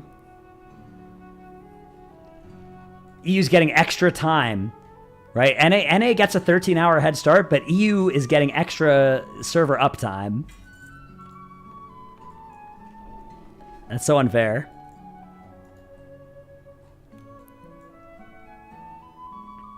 I know the guy at Blizzard who does server maintenance for EU. He's great. Yeah, just like a... Imagine if that was the reason. They just have like an actual genius doing EU server maintenance. And then the apprentices do the NA servers.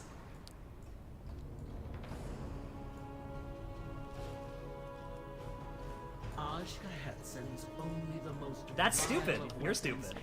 Let's move on. Am I casting the race to world first? I have nothing to announce at this time.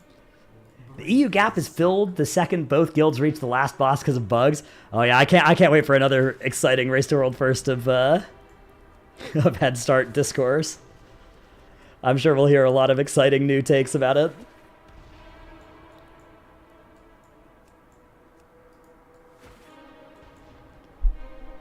Heroic Week will come up at raid time NA, so no forming before raid for NA folk. I wouldn't be surprised if Heroic Week, like server maintenance is usually extra time when the raid is coming up. It's usually less extra time for NA than for EU, but it's still, it hasn't been too bad for NA for the last few tiers. It's like a couple extra hours, yeah. Not the end of the world. Damn it, I didn't fill my bar from one bombing run. Wait. Maybe I just suck. Yeah, I definitely just suck. This is embarrassing. Target not in line of sight? You kidding me?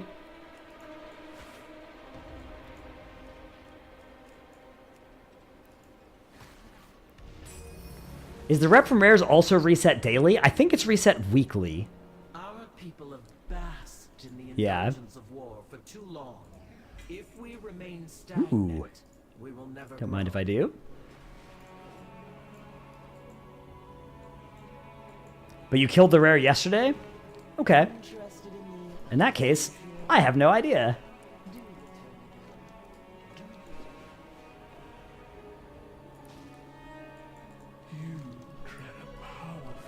The gold elites are weekly? Interesting. Yeah, I don't know. I just kill it if it shows up on my map. Ooh, alright. 2 adventurer rings. Oh, no, I can't do that because of the same name. Lamau. Almost M0 week, 8 dungeons a day for all Race World First Raiders is gonna suck. THC says you won't do that at Gear's Bad. Yeah, you get veteran gear from M0s. So you'll only do it for, like... You'll run, like, a trinket dungeon or 2, maybe. But you're gonna be mostly doing delves and splits if you're a Race World First Raider in those weeks. Log in, delvin time.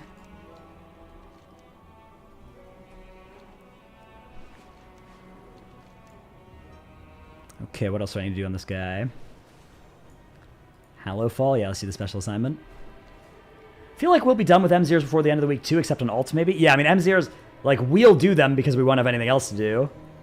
But they're not important, right? Like, it's veteran track gear when there's champion track from Delves that week. Is it worth spending crystals on the veteran gear from rep vendors? I think so, yeah. I don't think you're getting better use of crystals than that.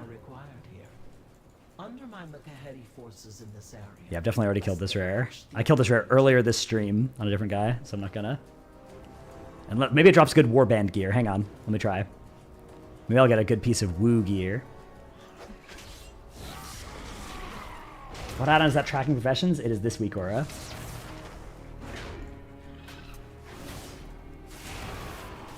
Do delves open to 8 in Heroic Week? Yes. Yeah, so during Heroic Week, delves are actually the best source of Great Vault filling. Except they don't give tier or good trinkets or whatever, but that does provide the highest eye level Great Vault gear is delves in that 1 week. And they also give champion track gear at the end of the run, but you can get that and better out of the raid. Except Heroic Raid, right? Well, Heroic Raid, yeah, if you get lucky and you get end boss Heroic Raid vaults, but you might not. Like, you can get anywhere from Hero 1 to Hero 4 from Raid vaults. Or I guess Hero 6 if you get a very rare out of your vault. Delves give Hero 3, I think, in the vault.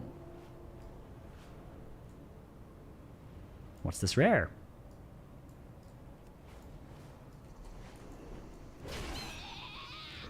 What are the sources of Delves keys? So you can earn 4 Delve keys a week from your first completions of the 4 zone world events. So the Hallowfall, light stuff, Awakening the Machine, doing your Pact in Azkahat, and doing the theater event in the Dorn Isle. You can also do the weekly from Dornagal. You can also do the 2 special assignment world quests. And you can also do a World Soul Memory, which requires you to have done a Bountiful Delve to actually activate it. So, you know, probably not doing that this week, at least on your main. So that's like 8 total sources. The first 4 of those you do will give you a Delve key. Anything beyond that won't. So you don't have to do all of them. Just pick and choose, 4 of those 8, and you get 4 Delve keys out of that. Then you can also get Delve key fragments from some world quests. Apparently, there are also some world quests that will turn into giving you Delve key fragments once you get past a certain eye level. So people are saying, like, this one in the Ringing Deeps and this one in the Isle of Dorn turn into coffer key fragments when you get high enough eye level or something. So that's another source, maybe.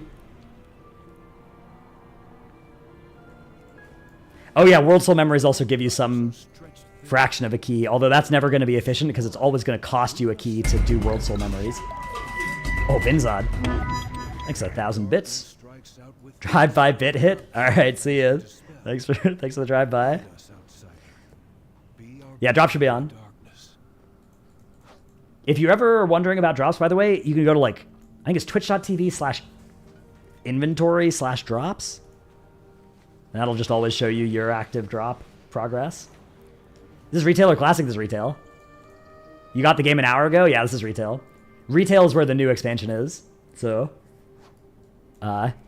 most people streaming right now are streaming retail, except for the hardcore classic fans, which there are some. Modern, yeah, the Blizz devs don't use the term retail. They like to call it modern or whatever, but everybody calls it retail.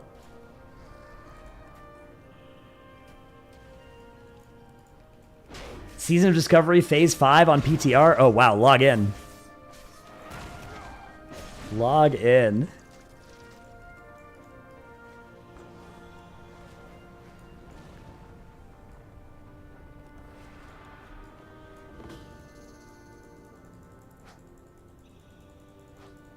Zul'Gurub and Blackwing Lair. Look, I don't think we can... There are a lot of times that we can make fun of retail or of classic Andes. But right now, we're all flying around doing world quests, so I think that it's a bit of a... We gotta be careful about making too much fun of the classic gameplay loop, given what we're all currently doing in War Within. People are getting excited about different rep farms and side quests and stuff, like... That's pretty classic coded. Am I wearing a blanket? Yeah. Blankets are cozy.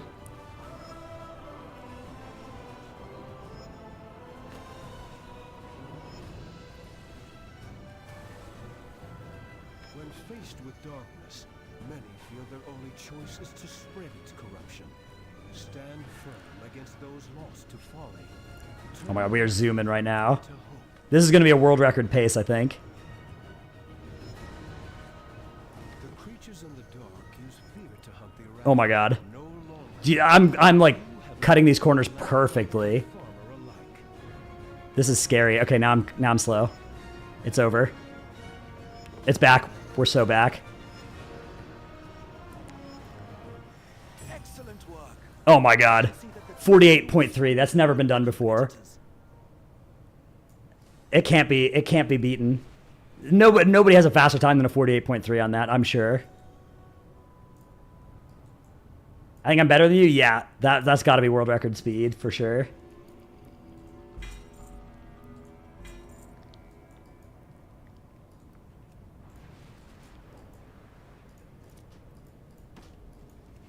Imagine you get a silver. Yeah, that would have been embarrassing.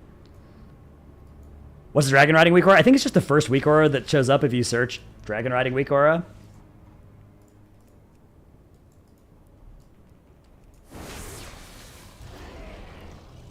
So good at using computer with one hand, lots of practice? No. Would actually be sick to have global leaderboards for advanced races. Yeah, that would be sick. That'd be so cool. Thanks, MV Grims. Is my sword transmog from Zereth Mortis? Yeah. What's the add-on to track the things you need to do? So this one with all the rares here, I actually don't think is that useful. I haven't really been looking at it. But that is this add-on. And then this is the Profession Knowledge Weak Aura, which just tracks a bunch of Profession Knowledge things that I need to go grab.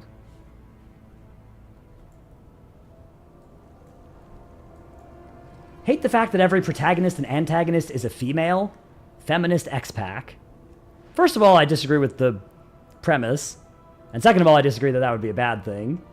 But yeah, isn't Anduin and Thrall like two of the three on the cover of this expansion?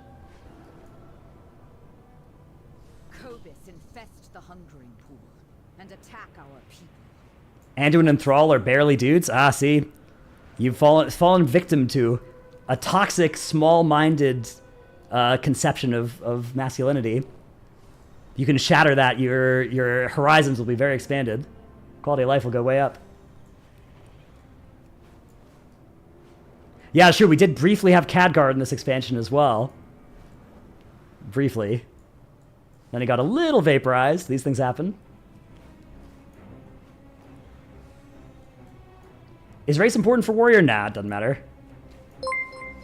Dwarf would be best for high M+, but it doesn't really matter. Tettles, thanks for the raid.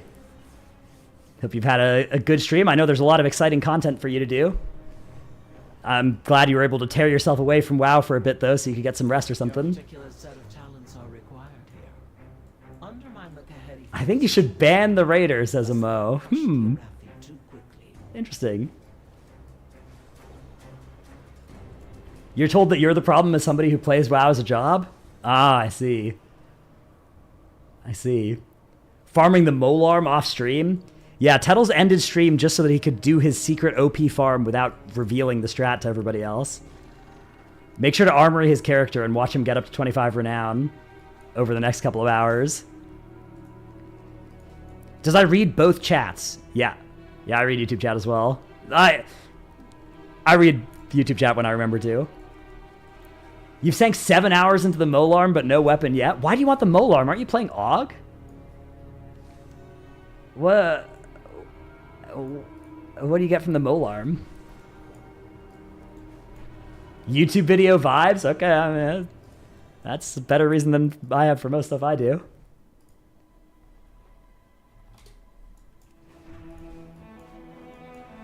What's the best class to do dailies on? Gotta be Havoc DH. Havoc DH is super fun. What other content is there? Professions. We do our professions. Oops. We type in our profession command waypoint. Oh my god, how am I so bad at this? We don't delete all the spaces that we should delete. Okay, there we go. Oh yeah, comp stomp. Yeah, grind that honor for the honor sockets. Could you technically get weapon crest discounts by looting the Molarm? Yeah, but you're getting a weathered crest discount, so weathered crests are not like likely to be an important resource long term. But yes, if you wanted to. I guess in theory, yeah. Gotta make a YouTube video on concentration and why professions matter. Yeah, I mean, professions are sick. The main thing is I just don't think that much of my existing audience, like, would click on a super profession-focused video, but I maybe will make one anyways, because they are definitely important. Professions don't matter because of WoW token? Yeah, I mean, it's mostly a case of, like, would you like to save or potentially earn a lot of gold? If so, it's worth it to learn how the professions work. If not, then yeah, you can just buy your way out of it. How many carved crests do I have? None on this guy, I don't think. 15 on this guy. I haven't collected all my renown rewards on this guy. I need to get some kedge on this guy, so I can buy the stupid profession knowledge that I need. Easier to sell keys? I mean, it depends, right? Like how many dollars per hour can you earn working in the real world, right? Like, if you can make $10 an hour versus, you know, 200K for for 2 key sales in an hour or something, and then you put those $10 into WoW tokens, right? Like, I don't know. Depending on how you do the math, I think working a real job is like always better in terms of if you're trying to make that kind of efficiency argument. The main thing is just like, then you're working a job. So, you know, what are we doing here, right?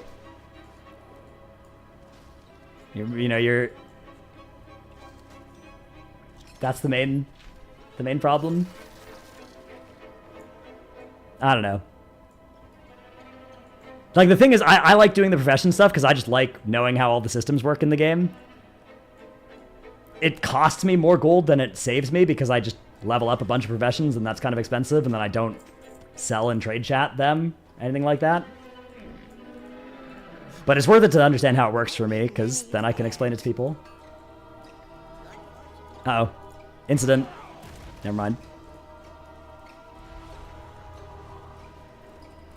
Yeah, that's the thing, right? Is like selling keys can be fun in a way that working can't, is often not for a lot of people.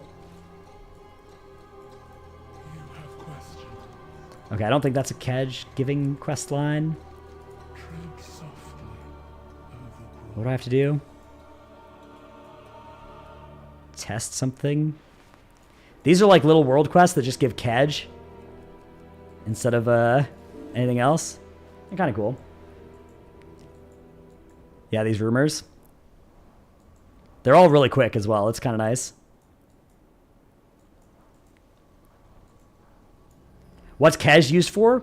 So one of the best uses for it is there are one-time profession knowledge purchases you can make with it. Other than that, there's not really much that's super good with it.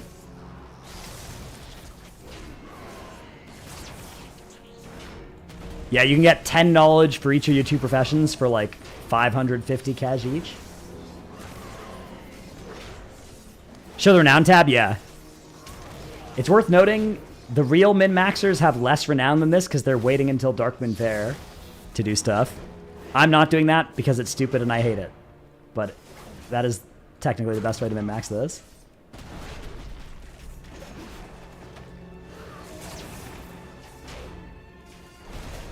From the renown vendor? No. If you want the Kedge from, or the knowledge from Kedge is from NPCs in the city. There's like a crafting hub here in the Nerubian city. And the vendors are here. So like this is the alchemy hut, I think. Or the engineering hut. There's an engineering vendor. And it sells for 565 Kedge, 10 knowledge, which I guess I can just warband transfer the Kedge. Oh yeah, Dratmoose has a bunch. Oh, I don't even lose any on transfer? Alright, yeah, bang. Yeah, there's something you can buy for like 88 million Kedge. I don't know what it does. That'll be a fun grind, though.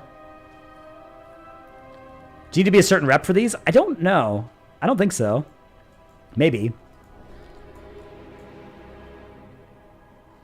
Oh, it stops the guards from attacking? That's cool. It's only 8 mil? Okay, maybe that's actually earnable. Maybe that's doable.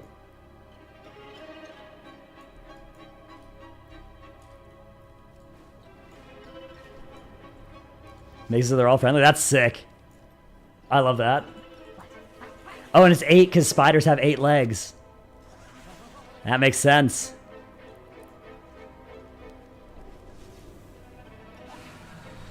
Okay, ooh. Alright.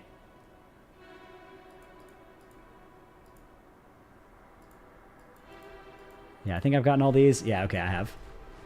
Okay. I gotta go do my World Soul. Oh, wow. My guild earned some new achievements. What am I maining for M+? No idea. You're 11, 12, 12, 19 rep? 19 with the severed threads.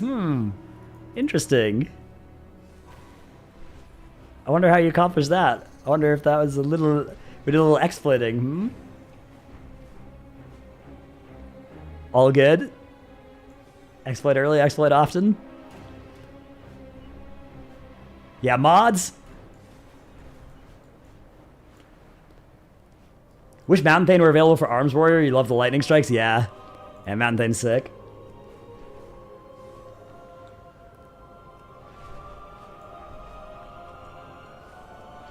No intended exploits, at least? Oh, yeah, okay. I see, I see. What to do after 480 plus? I assume you mean 580 plus. I mean, you could keep pushing up to 590, 593 or whatever.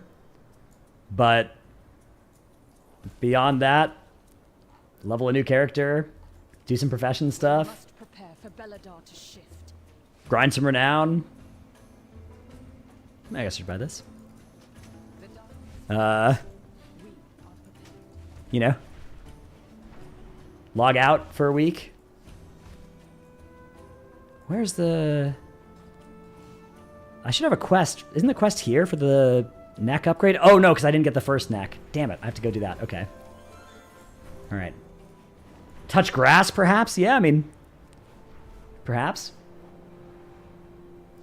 Cobus infest the hungering pool, and attack our people. I guess. Cleanse the pool. You're into that kind of thing. Are side quest rep gains affected by Darkmoon Faire? Probably. We don't know for sure, but probably. Whatever Liquid and Echo do? Yeah, I mean, Liquid and Echo are prepping, you know, somewhere in the double-digit number of characters each. And then they're doing like some cringe banking of reps and delve stuff and things. So I would say don't do that.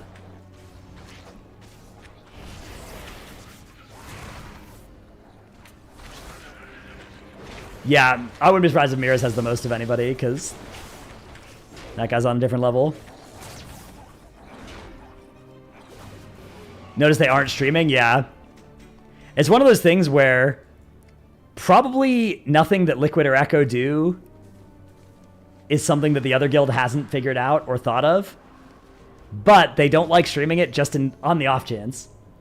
On the off chance that one guild has come up with something that's worthwhile that the other guild hasn't figured out is worth their time or something. Fierce predators of the undersea slither up and prey upon the fisher folk.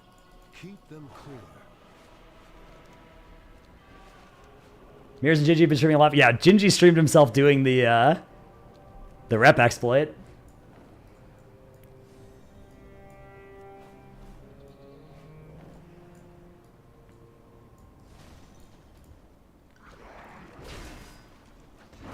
Atlas streamed the other day and leaked something, and Max sounded the alarm in their Discord on stream. Interesting. I wonder what kind of things you could even leak at this point that would be important.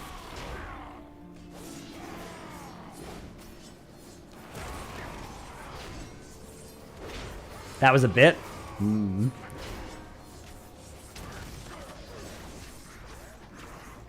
How many alts do I have at this point? I have 6 characters at level 80, but none of them are like super geared. I've been going wide rather than deep. He just said a spec was good? I see. Yeah, well, Echo certainly haven't thought of testing if all the specs are good, so that would be a big leak if they did.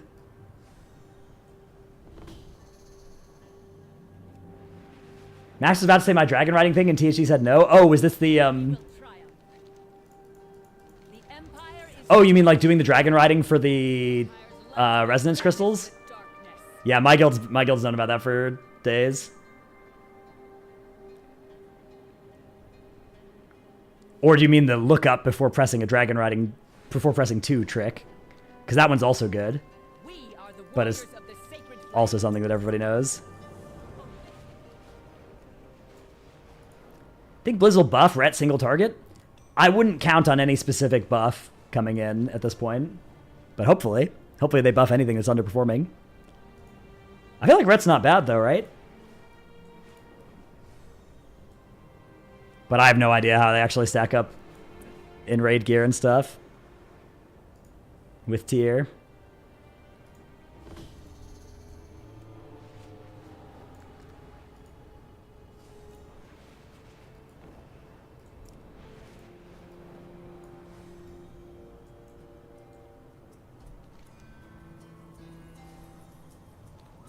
Ret is only bad if the player is bad? Ah, yeah, so usually. No, I didn't mean that. I didn't mean that, Ret players. Don't get all mad. That was a joke.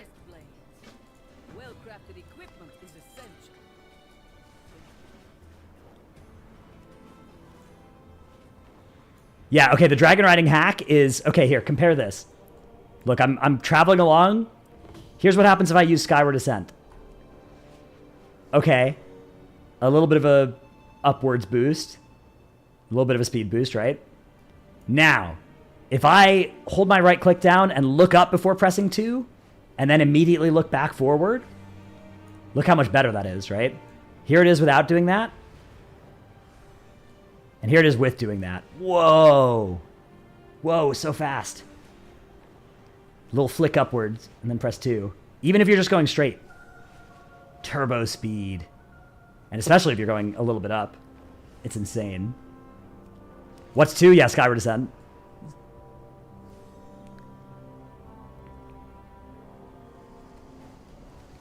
Yeah, it's like it's usually better than using using surge forward, or about the same at worst.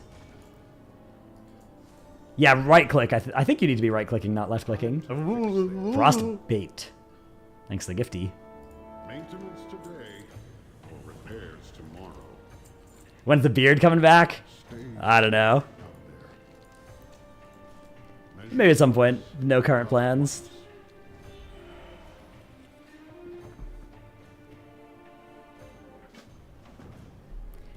Did I see on the bench they admitted to using my in hack? Yeah, the Dranos Hearthstone hack. It's good tech. It's good tech. I didn't invent it. I just heard about it and then publicized it.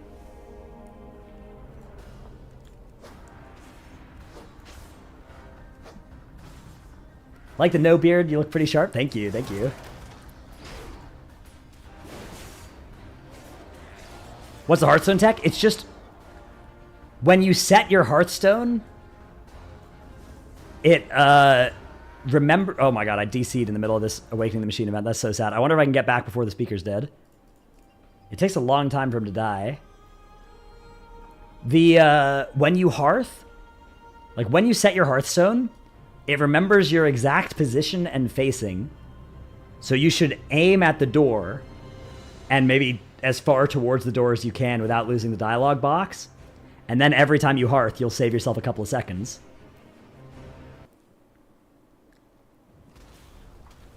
Oh my god, he's still alive.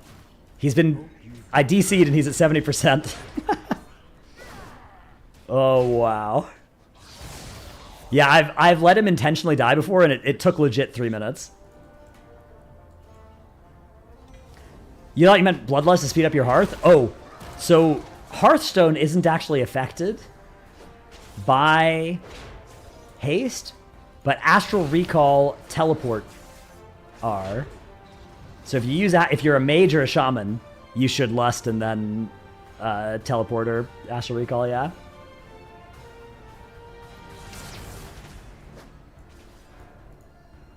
You know what they were thinking with this event? It's impossible to fail if you're paying attention at all.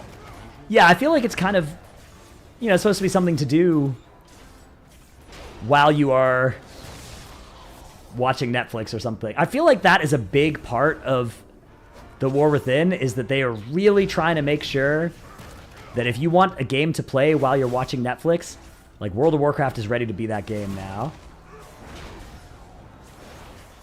That's what I think is going on.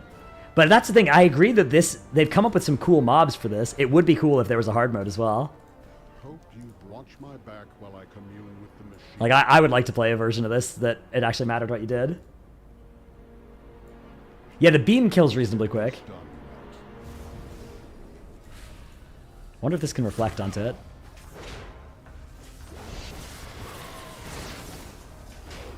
Yeah, it reminds me of Proving Grounds, except Proving Grounds did, you know, challenge you a little bit, right? It had the infinite mode. Hey, Pippi, GGPP. Glad you like the YouTube video. The only reason I played thousands of hours of RuneScape is because it's the ultimate Netflix game. Yeah, exactly. I think that's something that War Within is really trying to be. Like, I think that's what Delves are about too. You're just looking for a game that's like, people just get back from a long day at work. You know? Their boss yelled at them. Everything's bad. They get home, kick your shoes off. And you want a game that you can feel good about playing, right? You get something cool for your character. Not have to like sweat or use your brain. Your brain is already tired out. You've used it all day. Your kids don't respect you. Your wife's left you. The IRS called again. But you know, hey, I can log into World of Warcraft and I can awaken the machine and I can succeed at that.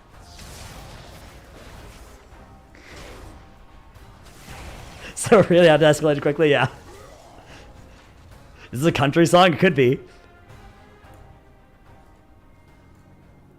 Stop projecting. Man, you guys know me too well. No, no, no. I think it's nice though that like there is. I think that has been a hole in WoW's. You know, like you could tell by just the amount of people that would log into WoW and then would go and do like farming transmog, even if they didn't really care about transmog. They just liked that you can just go and do that at any time, and it's like easy. It takes a little bit of time, takes a little bit of knowledge of knowing where to go, but like you just do it. And it's not a question of like, will you succeed or will you fail? It's a question of will you spend the 15 minutes that it takes to go do that, right? And then maybe you'll get Mimiron's head or something. And even though that's not super compelling to those people, the process of doing it is enough of like a good, fun process that they're in. And War Within now has Delves, has Awakening the Machine, has all these like outdoor world events and stuff that I think are really for like that type of player.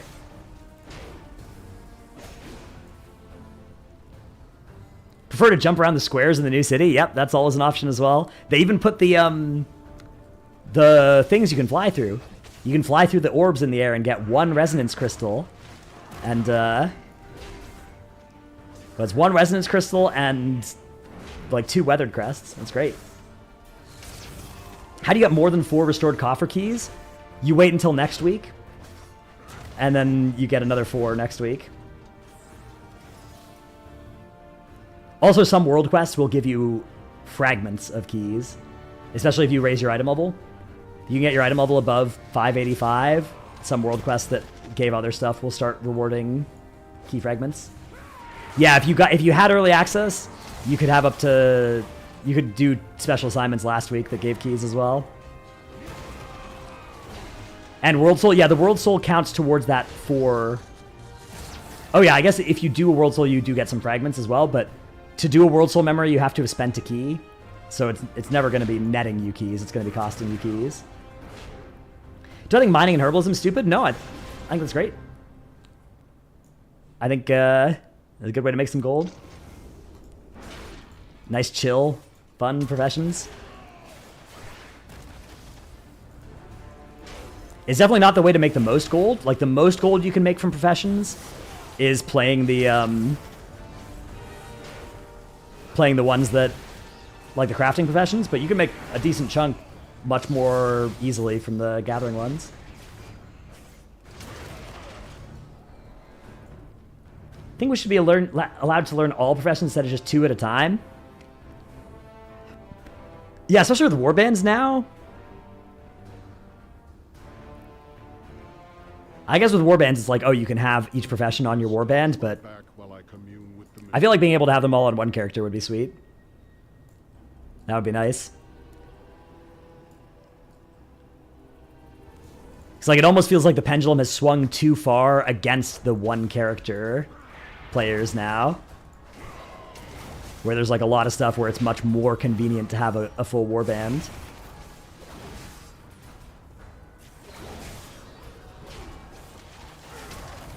I don't know. I feel like that's like complaining about that would be kind of looking a gift horse in the mouth.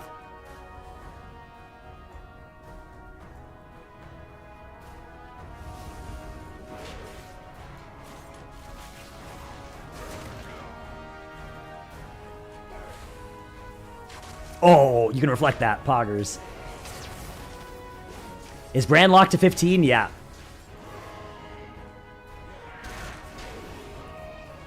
I don't know when that'll go up. I know you hate Darkmoon Fair, but don't forget you can buy and turn in 7 or 9 quest items to get quick XP, yeah. Yeah, I mean, Darkmoon Fair is good. The only part I hate about it is the rep buff. I like all the other stuff about it. Is there a best delve to farm? I think Corey was saying Waterworks. But, I don't know. I haven't farmed any specific delve. I've just kind of done each one once or twice. You love the roller coaster, Darkmoon Fair? Yeah, me too. Imitated, thanks to the Prime. I got Delve Fever, and the only cure is more Delves. That is something. Is it important to level up Brand now? No. It's not, like, important. But it is true that in a couple weeks' time, doing delves is going to be pretty good. The higher level Bran is, the easier those are going to be. So one of the useful things you can do this week and next week is level Bran to 15. But if you don't do that, you know, is it really going to matter? Not really.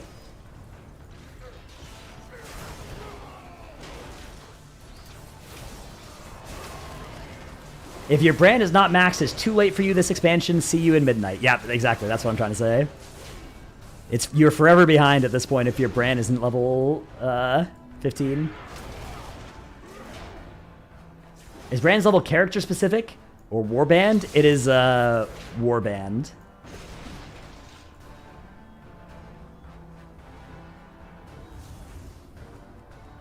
The fact they removed human racial that gives reputation points, they should also remove Darkwind Fair, kind of defeats the purpose of warbands. Well, Darkwind Fair doesn't defeat the purpose of warbands like human racial did, right? Like human racial would have made it so that you would have... Everybody would be playing a human for the first few weeks. Like you would have a human character you did all the rep stuff on. Darkwind Fair is stupid, but it's like... It's not... It hasn't become any more stupid with warbands. It's just the same annoying, you know, bank a bunch of rep turn-ins until the Darkwind Fair pops that it always has been. I believe they will sell warband spots in the future. What do you mean warband spots? Is Bran active if you go into a 5-player guild run? I think so. Oh my god, I did it. I did the Awakening the Machine. I won. That was close. But with a great deal of effort, I was able to overcome the challenge. Oh, more spots by the fireplace in the menu? I see. Maybe. I bet they'll just... I bet that... like, what I think they should do is they should just make some rewards for stuff. Be new scenes, and they can have different numbers of people. Said we have to use a coffer key for World Soul Weekly? Yeah. The currency to activate a World Soul memory comes from the chests at the end of a Bountiful Delve. So, you have to use a key to do a World Soul memory. When you use a key at the end of a Bountiful Delve as well, you do get some rep. So, in theory, it is worthwhile to have an alt that you don't care about as much and use a key on that character. Now, is it a big deal? No. If you don't have an alt, is it fine to use one key on your main? Yeah, you probably won't need all the keys you can farm over the next couple of weeks. But that is, yeah, that's currently how it works. What do you get at the end of memory? You get a little bit of Valor Stones. You get some key fragments, but obviously you have to spend a full key to do the memory. I think that's it. What's a World Tour memory? It's just a type of world event that you activate using a currency that comes from the end of Bountiful Delves.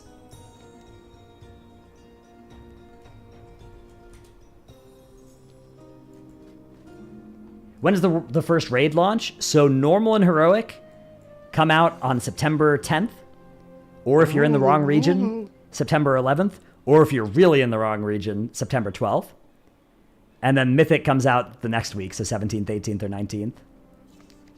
Night Breeze Gaming, thanks for the sub. What's the record pack I use for Warrior? It's Luxdoses. Thanks for the gift sub. Go, Gurlo. Okay. What am I going to main? Probably DK, Monk, or Druid, in that order. You can only spend 10 keys per week on Bountiful Delves, and you'll have more than that by Heroic Week, the only time keys will matter. Ooh, I didn't know that you could only spend 10 per week. Do you have a post or something that confirms that? What region is Australia in? We get in on the 11th? Oh yeah, I guess Australia gets it at the same time as America, but your clocks say the wrong day much of the time. Because you're right next to the international date line. What's my sub notification from? It was just from some Mop remix stream I did, where I was describing heart rate in it's like your heart rate on Tindril or Fyrakk or something.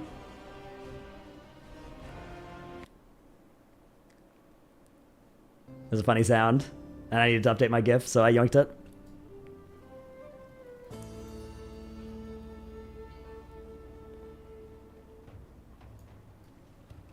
Alchemy file extension, what specialization and level do we need for it?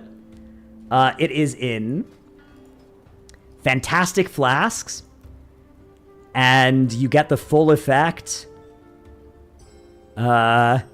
here. So after 20 points, wait, 15 points.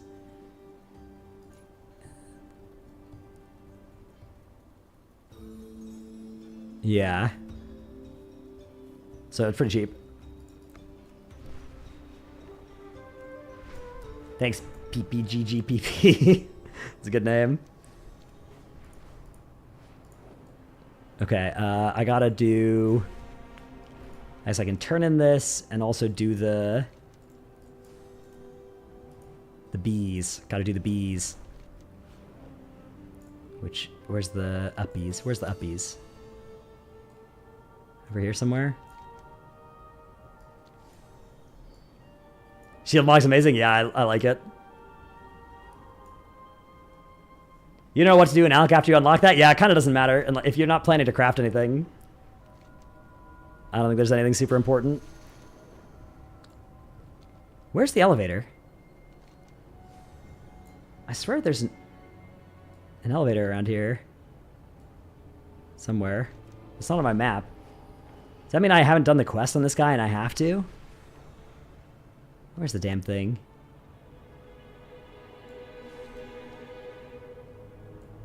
What shield is this? It's Love's Bulwark. I think it came from the... Oh, there it is. Okay, yeah. Me dumb. Lamau. It came from a February trading post, I think. Any tips on key bindings? Struggling to find a comfortable setup. Yeah, key bindings are interesting. Interesting topic. I guess I would say MMO mouse is a good idea if you're finding yourself short on keybinds. Because you can get a bunch of extra keybinds on an MMO mouse easily. I guess I don't need to do this. And then just, I don't know, make sure that the buttons that you press the most are the ones that are close to where your fingers live. Try not to have any buttons you press often be modifiers as well. Like, you want modifiers on cooldowns, right? Like, so for me, Shift 1 is a last stand. I don't have to press that very often. And then 1 is Thunderclap. I do press that a lot, right? But what you don't want is you don't want like 1 to be Thunderclap and then Shift 1 to be Shield Slam, because you'll be spamming it and that'll be awkward. At least for me, that would be awkward. Yeah, I don't have keyboard turn bound as well, so if you need some extra keybinds, A and D are strafe for me, and then I just don't have keyboard turn bound, and then Q and E are free for me to use as my Q is Fear Shout, and my E is Ignore Pain.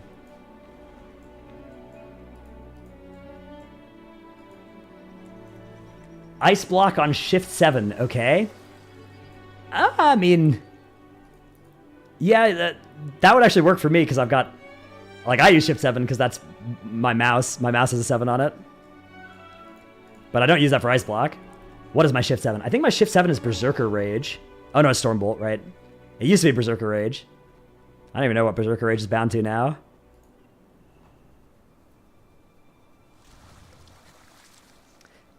Yeah, it's true. You can use ESDF instead of WASD, and then you kind of get an extra row of keybinds. But also, that's weird. And then you have to like rebind every game you play to stay used to it. Tone Malone, thanks to the Prime. Do I think 2.5k rating is bad? No. I don't think there's any like rating that's bad. That just doesn't make sense, right? Like, is 2.k rating or 2.5k rating higher than 2.6k rating? No, I won't try and argue that. But like, is there any inherent betterness that you get for being at a higher rating? I mean, it means you've done a higher key doesn't mean you're a better person or anything. What for me is decent as a gamer? I don't know. I usually, like, I try to go for the title in a lot of seasons. I've gotten the title 3 of the last 4 seasons. I didn't get it last season because I gave up. I wasn't having fun. So I stopped, but that's like a very high, you know, number.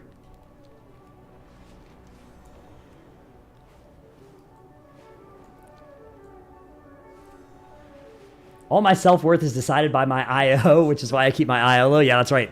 You got to stay hungry. Healing properties. You can't allow yourself to be happy. Occupied.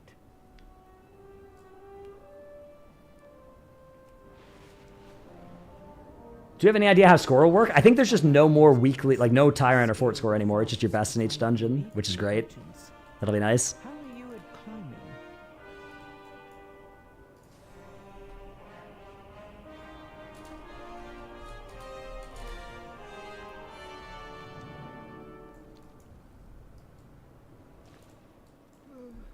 A lamplighter brings hope. Ranger Monk. Thanks for the sub. Don't give in to. Can you feel it? Belladar hums with joy, with hope. Damn, that's a lot of Kedge. Hang on. Well, my And 15 cards? That's a good quest. Oh, thanks for 5 gifties. Thank you very much.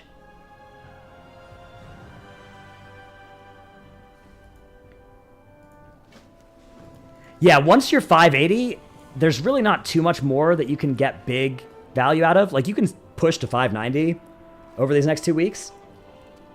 Well, guys, that was just the weekly. I just hadn't done it yet on this character. How old am I in that gift alert? I think I was like 25 or something. 26.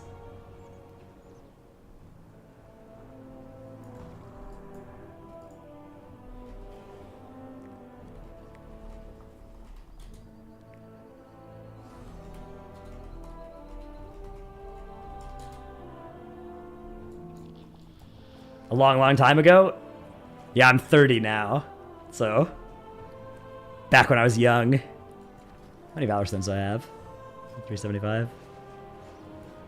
Okay, I think I have the quest to do here. Thanks for the Prime, Turbo. Old lol, that's right. That's right. Very old. Oh, right, I gotta go get my new tinderbox. Once you cross 30 and wow, you're officially old. I'm pretty sure. Thanks for the gift sub, Turbo.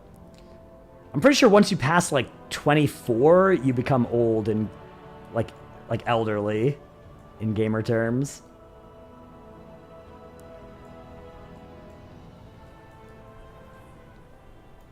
You're 35? Ooh, that's tough. You're 24, don't say that. I don't know, I'm pretty sure that's how it works. You got a letter in the mail from the gamer AARP. You were playing vanilla at 22? Oh my god. How's your lower back?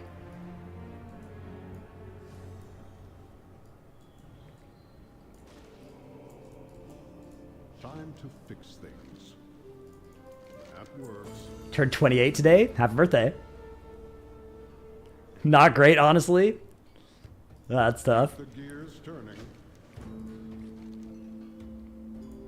That works.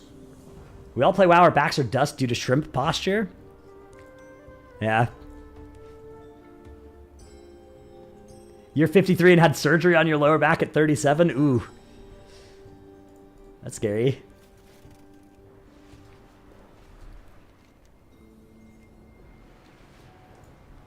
What's the add-on show's profession stuff? That is this one.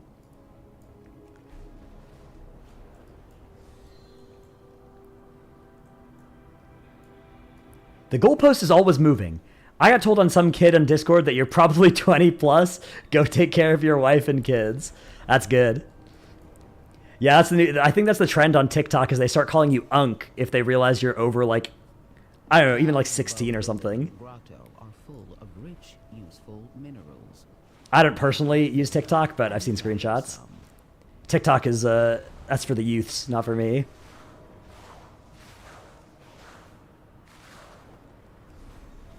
I look 25. Thank you. Thank you.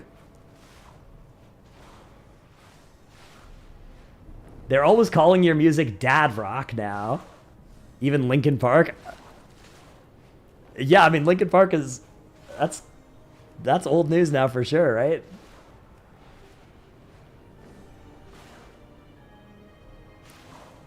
That was what, 2000s music, right? Nicely done. We'll put those minerals to good use. Dranos just wants to rip his Skibbity. Okay, you guys want to hear a fun story about Skibbity? During TGP, my guild was like spamming me in Discord while I was in the middle of casting, and they tried to get me to. They were like telling me to use the word expeditiously on the broadcast, which I did. I seamlessly fit the word expeditiously into the cast, and then they were like, okay, now do Skibbity. That I didn't do. I couldn't find an organic way to put Skibbity into the broadcast.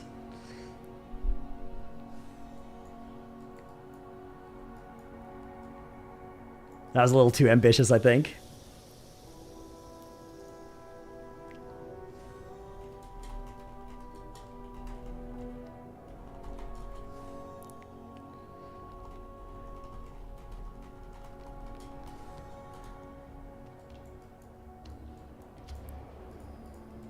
Have I announced if I'm casting Race to World first again this year? No, I haven't. I have no announcements to make at this time.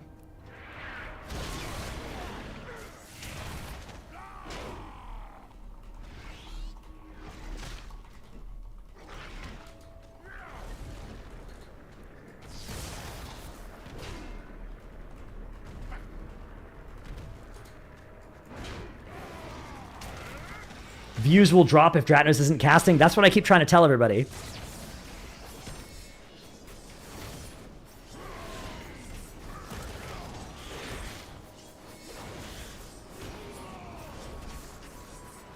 How do I get more credit for doing the Severed Threads weekly?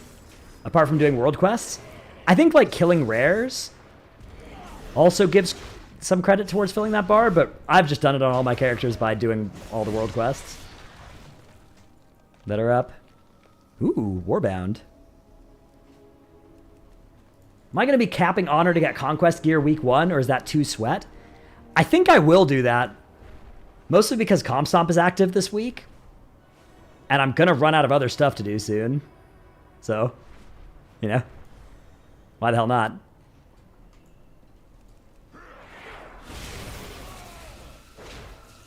Oh yeah, I guess you could do Rumors maybe? For 10%? How can you find my weak cores? If you want the, this is the profession one if you want that. The other ones, go to my Twitch channel and do !UI.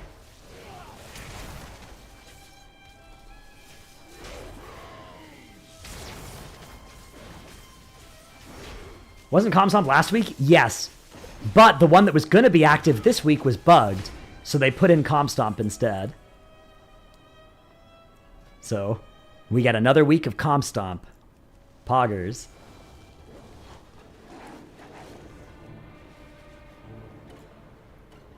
Would I ever consider switching to ultra-wide? I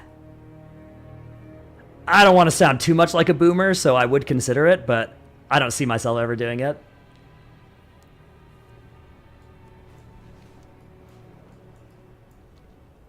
I like my 3 monitor setup right now. Yeah, for streaming, you want to just be where everybody is, right? You want to have the most popular aspect ratio.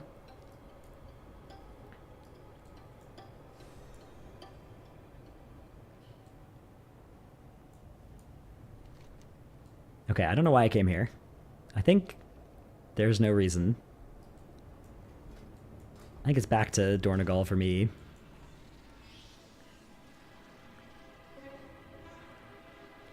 You can crop the sides for the stream? Yeah, but I feel like that would be not ideal. What week are for professions? I'm glad you asked. That is this week, Aura. If you have an ultra-wide, do you have to physically turn your head to see Discord? Or do you have everything in windowed mode? Oh, interesting. Yeah, I guess you... I mean, I already physically turn my head to see Discord on my other monitor, right? Like, I do this. Discord, chat, stream, or like WoW, chat, Discord.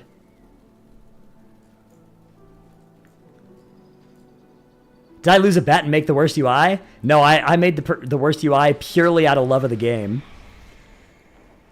Making bad UIs is my business, and business is booming.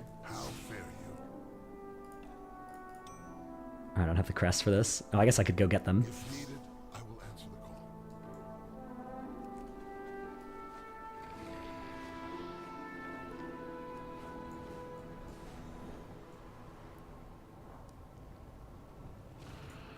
Asked for source on Bountiful Delves cap earlier. You can't find anything in writing. You should know from experience that 4 Bountiful Delves always spawn on reset. Max of 4 can be active at any time. They respawn 1 per day. If you have less than 4 available. Okay, I thought they fully respawned 4 per day. But yeah, if it's 4 plus 1 per day, then 10 would make sense, or 11. I guess 10, yeah. Interesting. Yeah, if that's true, then that removes a lot of pressure for, like, getting extra keys.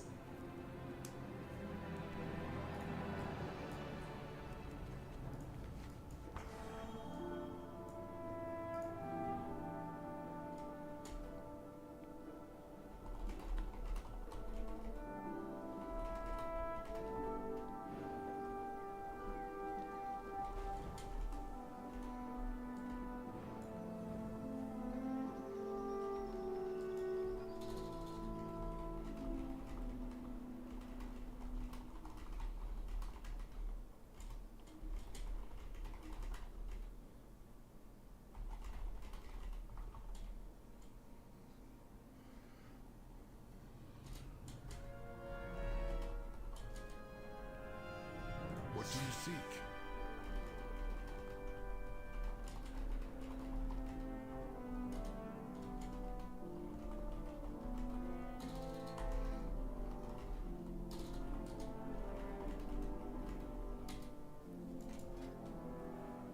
I think you have 8 keys on your main currently. Yeah, if you could only use 10, then that'll be nice. Then it means that there's not too much benefit in farming more. Guild's talking about there being a vault next week. Can't find anything on it. I'm pretty sure they said that the first vault is the one that we earn on the week of Heroic and open on the week of Mythic. But I don't have a source in front of me to link for that. That's just source, trust me, bro. What's the quickest way to get a coffer key? If you haven't yet earned any this week, I would say grab the weekly from Farron over here, or over there. And then you could pick any of her quests, but if you pick Awakening the Machine and just go do 20 waves of that, you'll actually get 2 keys. 1 for the Awakening the Machine, and 1 from doing that weekly. That's pretty quick. That was like 15 minutes for 2 keys. Am I saving my spark? Yeah, I probably won't send any sparks until... I might send some before Heroic Week, but I probably won't. I might, especially like on my split alts on Heroic Week. Farewell. Honored to meet you.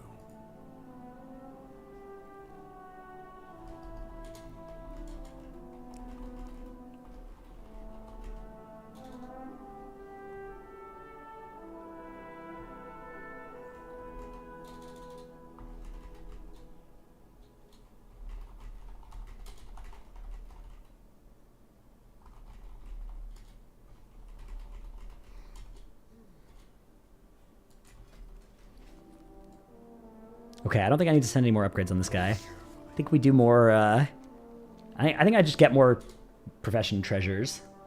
Should we be stockpiling keys? Yeah, you want to go into Heroic Week with like 8, 9, 10 keys would be good. What embellishments does Fury take? I have no clue. Armadillo Squared, thanks to the Prime. Oh wow, look at this absolute unit. This is no trans, or like, this is like some old transmog from last expansion, and then a bunch of just untransmogged gear. Natural aura. What a unit.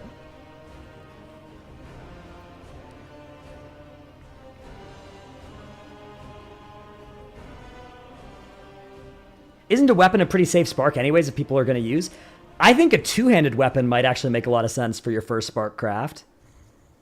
Now that because you'll get your third spark on week 2 of Mythic.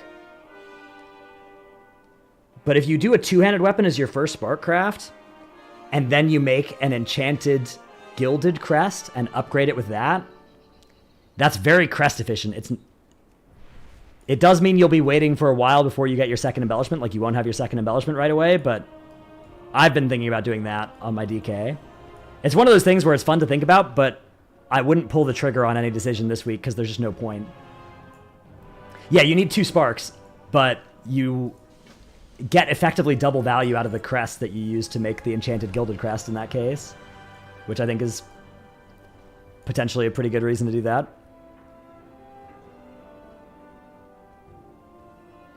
For Fury, it's the weapon embellish uncrafted. Ooh, that's tough, because, of course, for Fury, a two-hander costs 2 sparks, but, you know, only gives you the value of 1 weapon.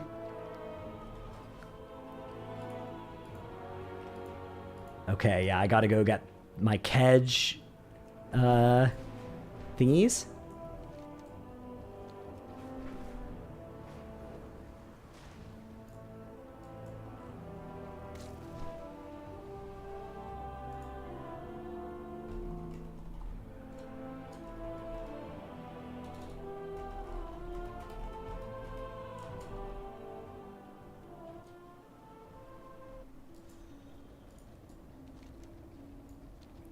What's more fun out of the Warrior and the Paladin? I've only played Ret on the Paladin, and it's been fun.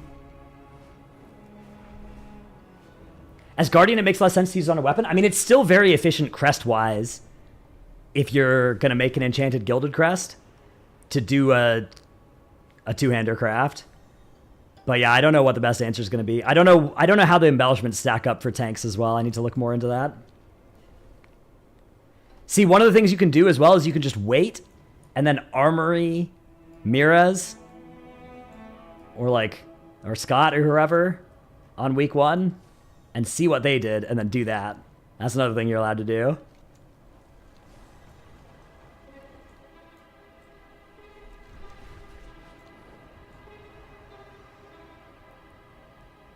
Okay. I need to find the alchemy and inscription people. That's a pet battle master. I guess I have the waypoints.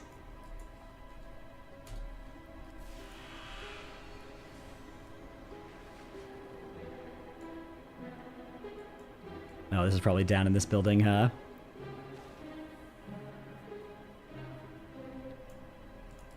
Here I am. Okay, bye. Bang. Yeah, plus there's no reason, like, crafting now, they might nerf or buff an embellishment or something. They probably won't. But you don't need it right now. Damn it, I copied the spaces again. How am I so bad at this? It's over. Oh, it's all over. You wish they'd remove throughput embellishments? I feel like embellishments in general are very boring. Hi, Chauncey. Back to work. I think that's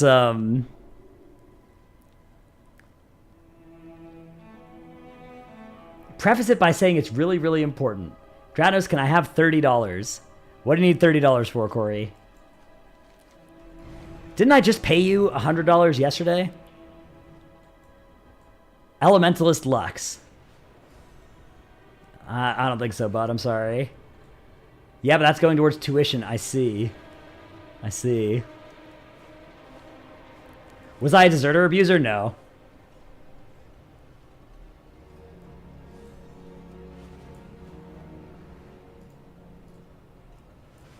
Bro wants a League skin? Yeah.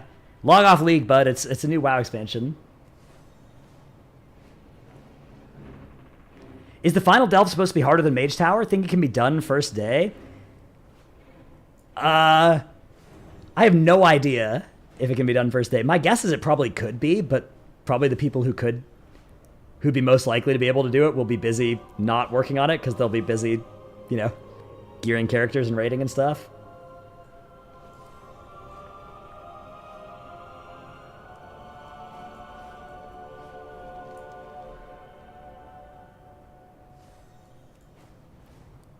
Oh, let's do some exciting World Quest content for some Valor Stones.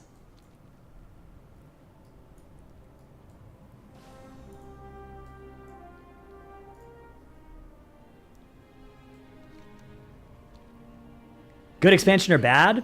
Too early to tell. Good so far. But the things that I like in WoW are... This is all the prologue to that stuff. Why not play DH? I'm leveling all the tanks. But... I don't know, Vengeance doesn't seem that important for Raid. We'll probably play a Havoc.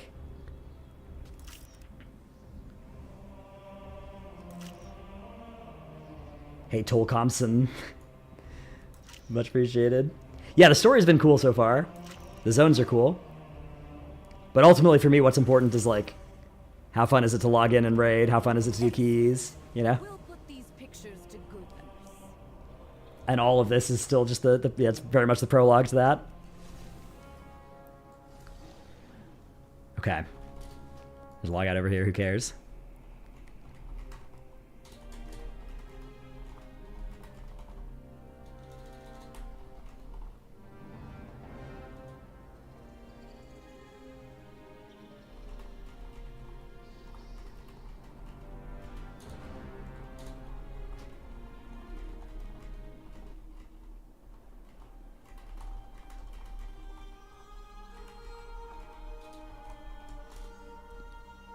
Okay, I'm gonna get the herbalism and mining treasures, even though these don't really matter for any reason.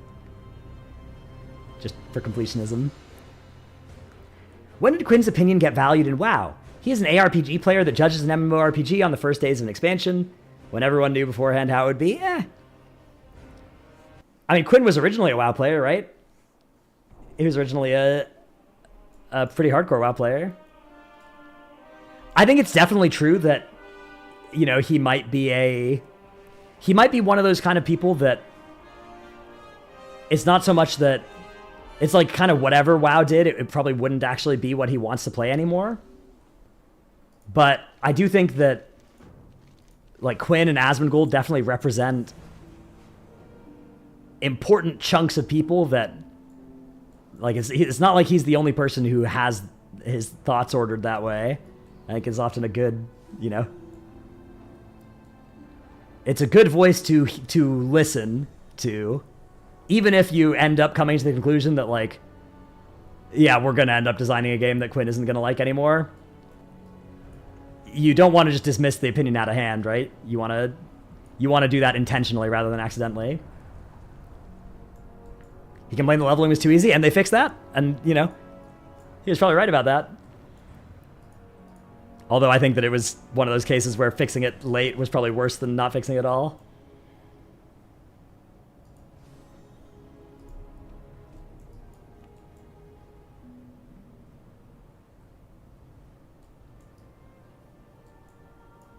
The Aussie guy, yeah. People who used to play WoW and no longer play WoW are valuable. Like, why are they done? Exactly, right? Like, some people are done with WoW. And, like, they'll keep complaining about WoW because what they miss is the version of themselves that they were when they enjoyed WoW. And they missed the way that they related to WoW when they enjoyed it. But, like, nothing that you actually can do with WoW is going to bring that back. But then there's some people where it's legitimately like, yeah, WoW has moved in a direction that has made it less of a game I want to play than, you know, when I've enjoyed it more, so they're going to complain about the things that make that true. And sometimes, you know, that's a worthwhile trade-off for Blizzard to make, but sometimes it's like, oh yeah, actually that's something that, you know, was the game moving in a worse direction for more players. Put those minerals to good use.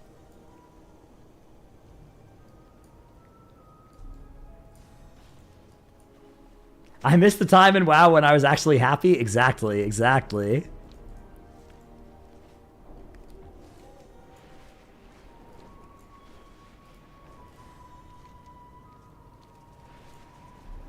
I went back to Classic WoW and hated it. It's all about how good life was back when we didn't have responsibilities and such. Yeah. Yeah.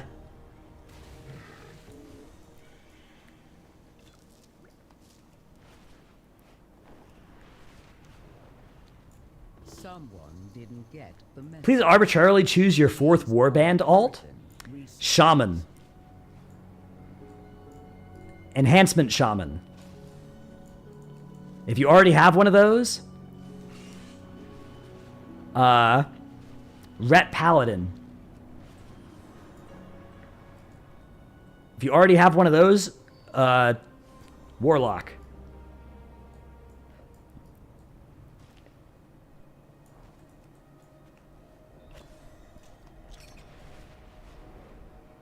If you already have all of those, Mage.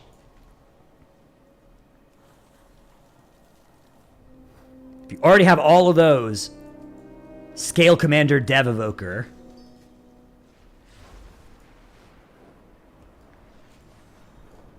And that's it. You can't have any more. You can't already have had all of those because that was 5. So, bang.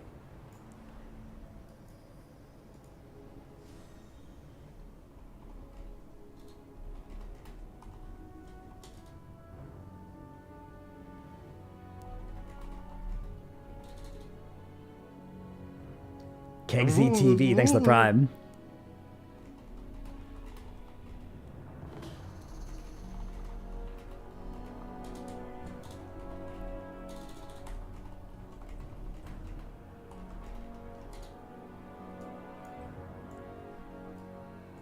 Janos really hates druids? Yeah, that's right.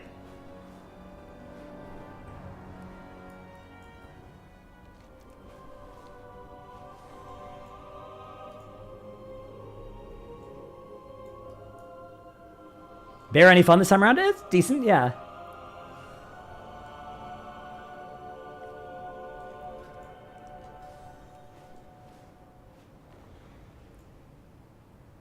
I would say it's not the most fun Bear's ever been, but it's not bad.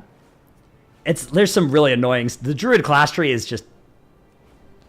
It's frustrating to play Druid because the class tree is so annoying. But it's not the end of the world. You just kind of feel so constrained by with all your builds over there.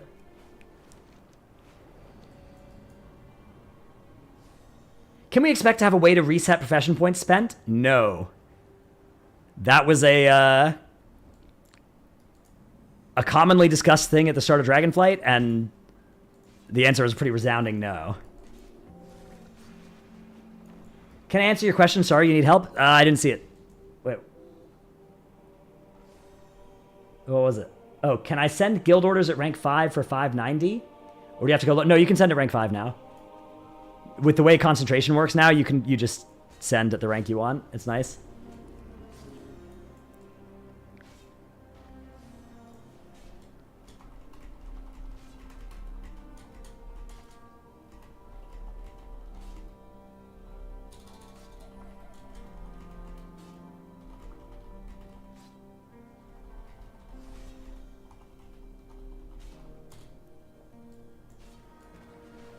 What's my favorite overall class? And what is my favorite spec to play? Favorite overall class? Probably DK. Favorite spec to play? Probably Blood DK. What's the best way to farm Carved Crest right now? I don't think there's any good farm for it. You just do all the weekly events and farm Renown. I don't think you can actually do anything repeatable that gives Carved Crests this week.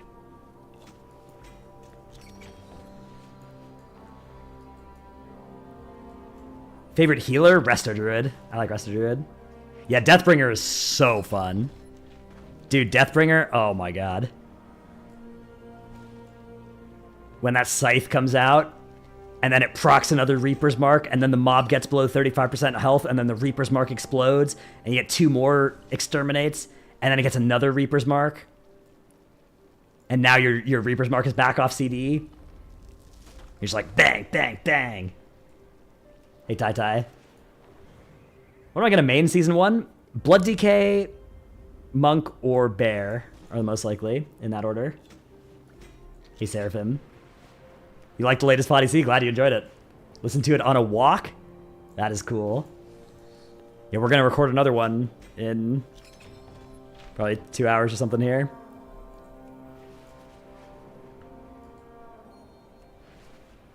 Don't understand Reaper's Mark. How does it proc an extra Reaper's Mark? It's nowhere in the tooltip. Exterminate can apply Reaper's Mark. Exterminate is the buff that when Reaper's Mark expires, it empowers your next 1 or 2, depending on your talents. Mirror Rends to cause those scythes to come out. And that has a chance, either 20 or 30%, I think, depending on talents, of applying a Reaper's Mark. What was I doing? Oh, yeah. Harathi Herb Pruner. Am I going to stream while recording? No, that only Dorky does that. And Max sometimes.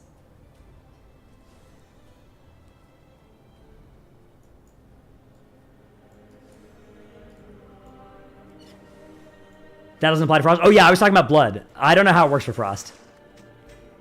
I haven't actually played it on Frost yet. But I would assume it's something similar where you have some... Whatever's triggering Exterminate has the chance to apply new Reaper's Marks.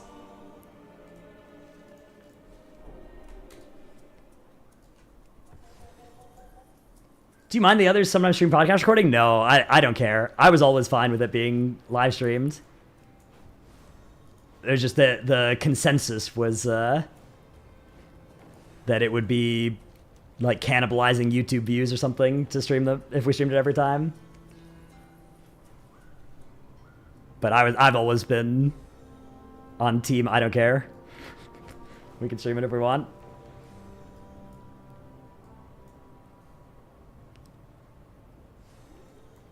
I think it was probably Frank or something that made us not. Most bad things are Frank's fault. Is Frank playing War Within? I think so. I don't know. Think Shaman's going to get a tank spec this expansion? I would be very surprised. Your particular set of talents are required here.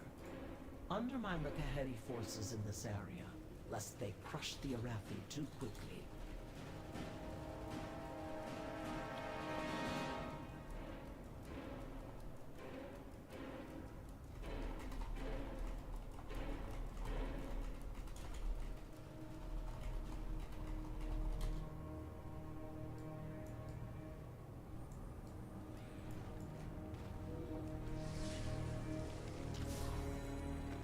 Don't you guys get the feeling this new expansion is missing something really new? I think that warbands and like warbound gear and just like everything being account wide is a pretty like massive fundamental change to how WoW works. But it's one of those kind of slow burn things rather than being like a huge obvious thing.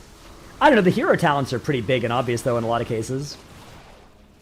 Like, a lot of hero talents, you know, you play Templar, Ret Pally, or Deathbringer, DK. Like, your top damage is going to be Hammer of the Light or Exterminate or whatever. And they're very obvious. But, yeah, it definitely... You know, that sentiment is... You're not the only person who's feeling that way. I personally don't feel that way. It feels like more than enough like a new expansion to me. I think mostly because a lot of the stuff that other expansions have introduced as new, I have thought was stupid and hated. So I don't mind not seeing stuff like that in this expansion. Like, oh, there's no island expeditions or war fronts. I guess there's delves. You know, no Torghast or whatever to go and be doing. No Maw to be adventuring in. Like, I shed no tears for those sorts of things.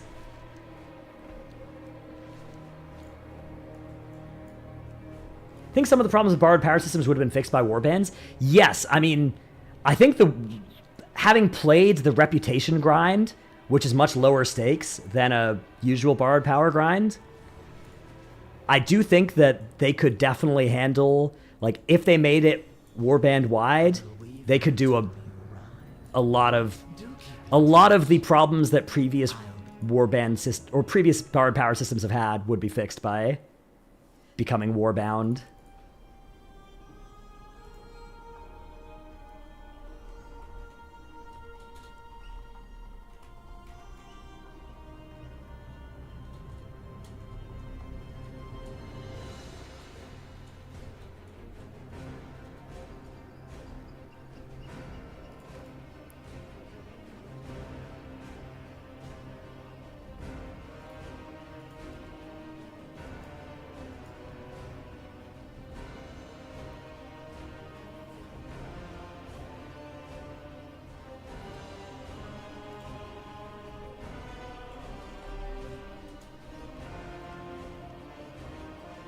Why do you need renown 11 with Aj Kahet to get a veteran item and renown 7 or 8 with everyone else? So stupid.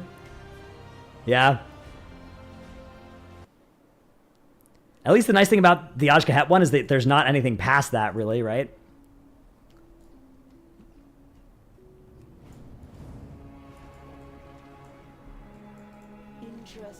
What non-player or power feature do you like the most? Do you like the class halls? Oh yeah, the class halls were sweet. I loved the class halls.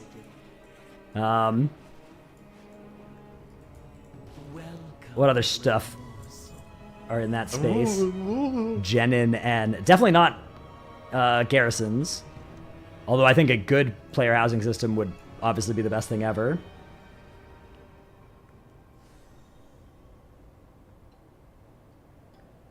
I don't know, I mean, stuff like transmog obviously is really cool.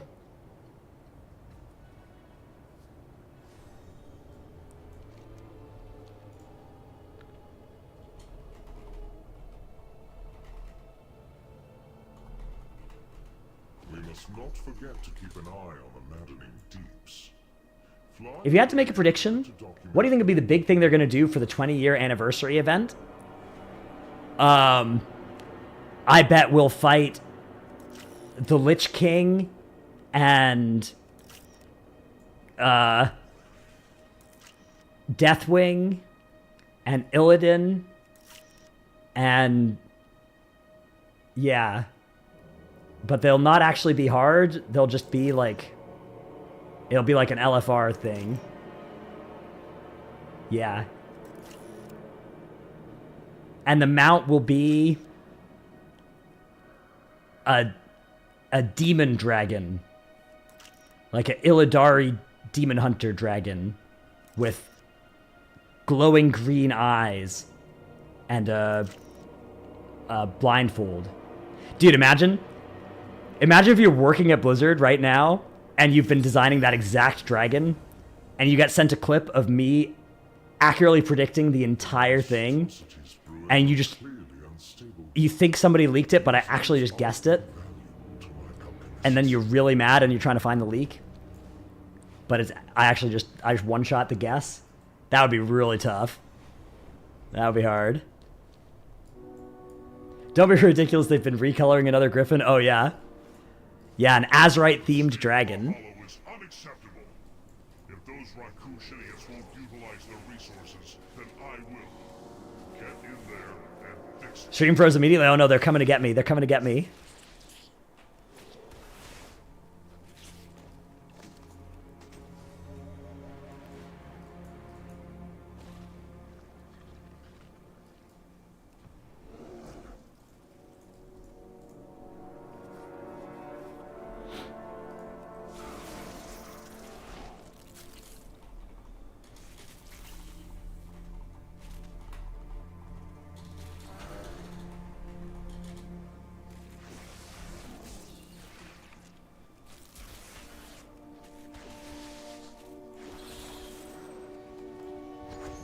The new mount is Mr. T giving you a piggyback ride. Oh yeah, I remember the Mr. T era.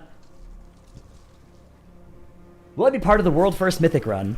Certainly not as a player. As a caster, who knows? Who knows what sorts of things might happen?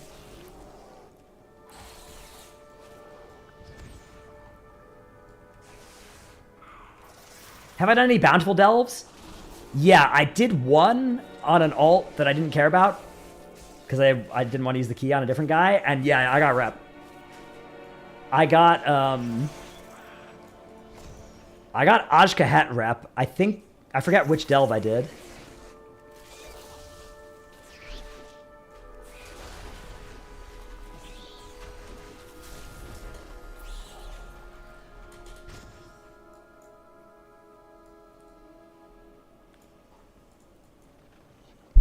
The season 1 start date just every day feels worse and worse. Stratnos, please tell your insider to change. I think that if it was like a week sooner, that would probably be good. I think mostly just because early access that it's not. And so I think just getting rid of early access would solve like all problems. But I think that, you know, it's really good for a lot of the population that there's kind of this speed bump placed on the turbo sweatiest of us, me included. Do I believe whoever Blizzard Corp decided M Plus will be open 3 weeks after the game release should be criminally charged? I don't know. Again, like, I think that the slower start to the expansion has a lot of good effects for a lot of people. But I definitely, obviously that's balanced against some of the most passionate WoW players reaching a point pretty quick where they're like, okay, there's nothing to do. And that is a downside.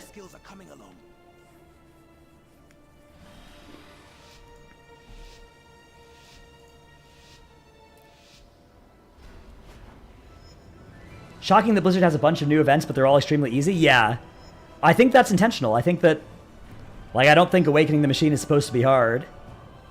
I think it's supposed to be something you can do and, you know, not be required to commit 100% of your focus to have a chance of winning at. You just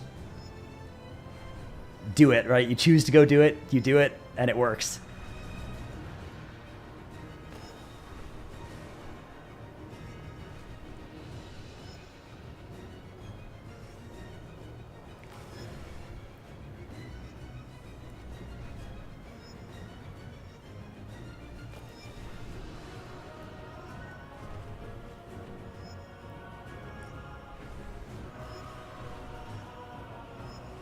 Bang. Excellent work. I can see that the two of you will soon be formidable competitors. I personally don't understand one thing, though. People want to take the game slow. Well, let's take the game slow no matter what. Well, there are people that, like, want to do M Plus and Raid, but don't enjoy the, like, sprint to be prepared for it. And so making it so that that process of, like, leveling a new character, getting some decent gear to go into it with, like, if you kind of normalize how much people can accomplish with that by, you know, basically putting in a couple extra weeks of time where you can't do stuff, then those players, you know, you sort of get to experience the leveling part without feeling this pressure that, like, all right, the people who play the game for 16 hours a day are already, you know, in keys, and by the time you get to it, no group is going to accept you because your item level is, you know, 560 and everybody's already 610.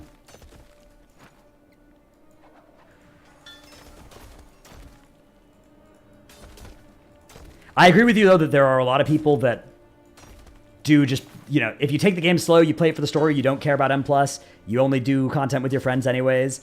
Yeah, those people aren't very affected by it. It is the people that are, like, interested in the hardcore content, but not interested in the most hardcore time commitment that benefit the most from, especially if you also, you know, if you're somebody who wants to watch the cutscenes and wants to do the side quests, but won't do it if you know that you're falling behind by doing it, you benefit the most from them doing it this way, right?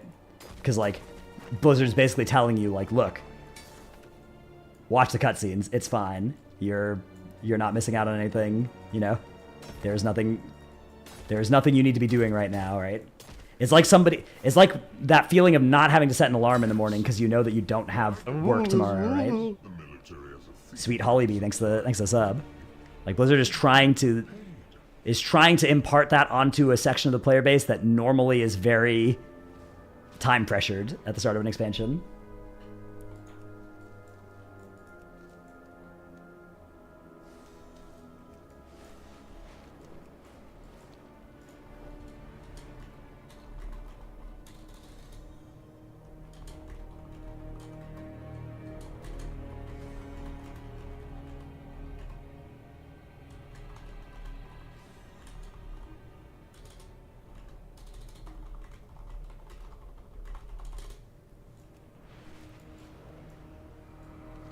What's wrong with people in dungeon groups at the moment leaving after first boss? They just want the trinket from the first boss. So, you know, if you want a trinket from the first boss, you just kind of, you queue up, you just do the first boss, then you leave.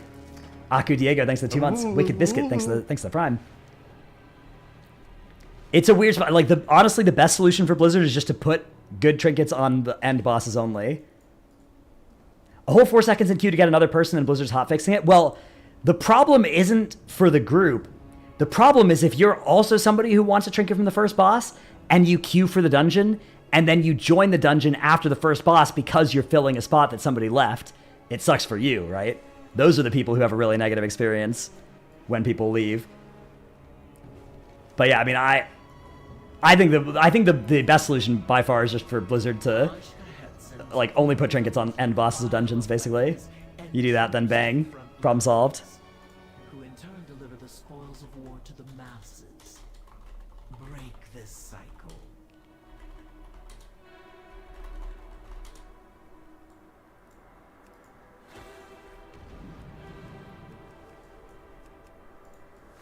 Tells you how many bosses are dead when you get the queue. Yeah, so then you cancel. You have to re-queue, tank another queue, right? Like, I don't know. It's not like there's a serious victim here or anything. I don't begrudge people leaving dungeons, but I do think that, you know, Blizzard could, if you just put the gear on the end bosses only, that solves the whole problem without having to try and basically solve a social dynamic that's not really solvable.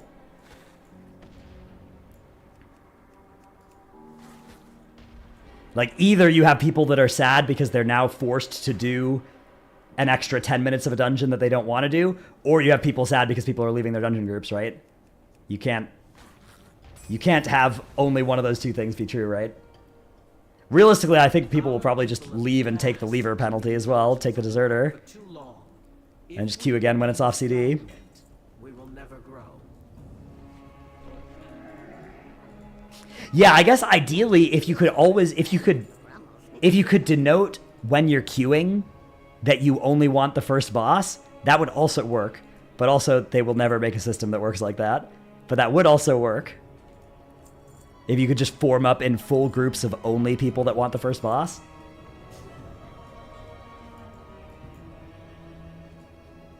It'll fix itself when M+ comes, that's true.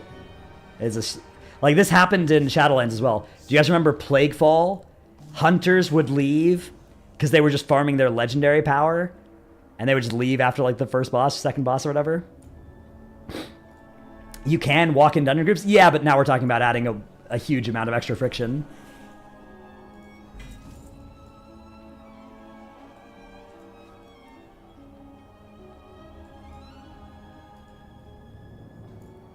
Core memory unlocked, yeah.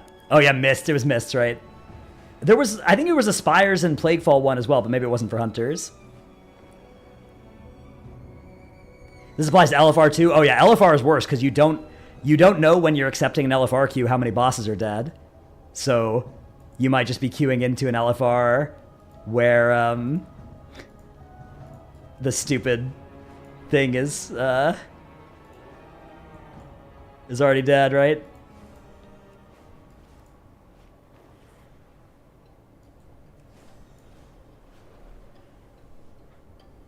LFR is the thing where you get priority for a clean run if you queue again. Yeah.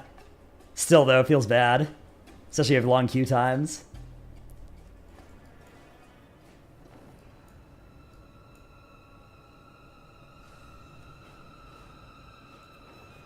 I don't know. Again, I think the best solution to this is just to always put anything desirable on the end bosses of LFR wings and the end bosses of dungeons. You do that, then the problem solves itself. Obviously, you can't get all of it, but just like, if there's a good trinket and everybody's going to farm it, and you put it on Agira instead of Smolderon or whatever, I guess that's a little bit of a weird case because Smolderon is so much later in the raid, but you put it on the first boss of Arakara instead of the last boss, like, you create a problem where it doesn't need to be one.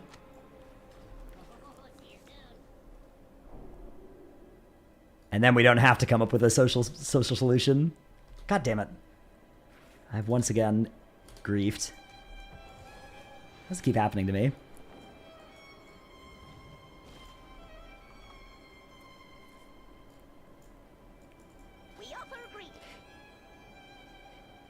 Or a bonus for completing, that helps a lot in Final Fantasy. Yeah, it would have to be compelling enough, right? Because, like, I don't know, if somebody's farming a trinket, if you put an extra 2,000 gold at the end of the wing or something, like, that's a lot, but it's still not enough to keep them from leaving, probably.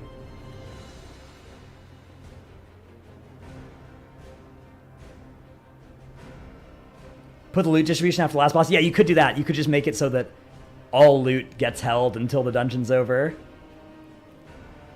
Although that would feel bad if you had to, like, go halfway through. I don't know. That might be a case where you're just, like, you create a system that is worse than what you're trying to solve.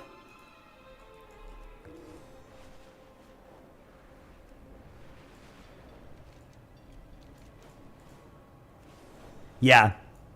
They just make it so that if you ever leave a group, it just uninstalls your WoW. And if you want to play again, you have to get a fresh account. That would crack down on... Nobody would leave ever again. Hey, Mega Cam.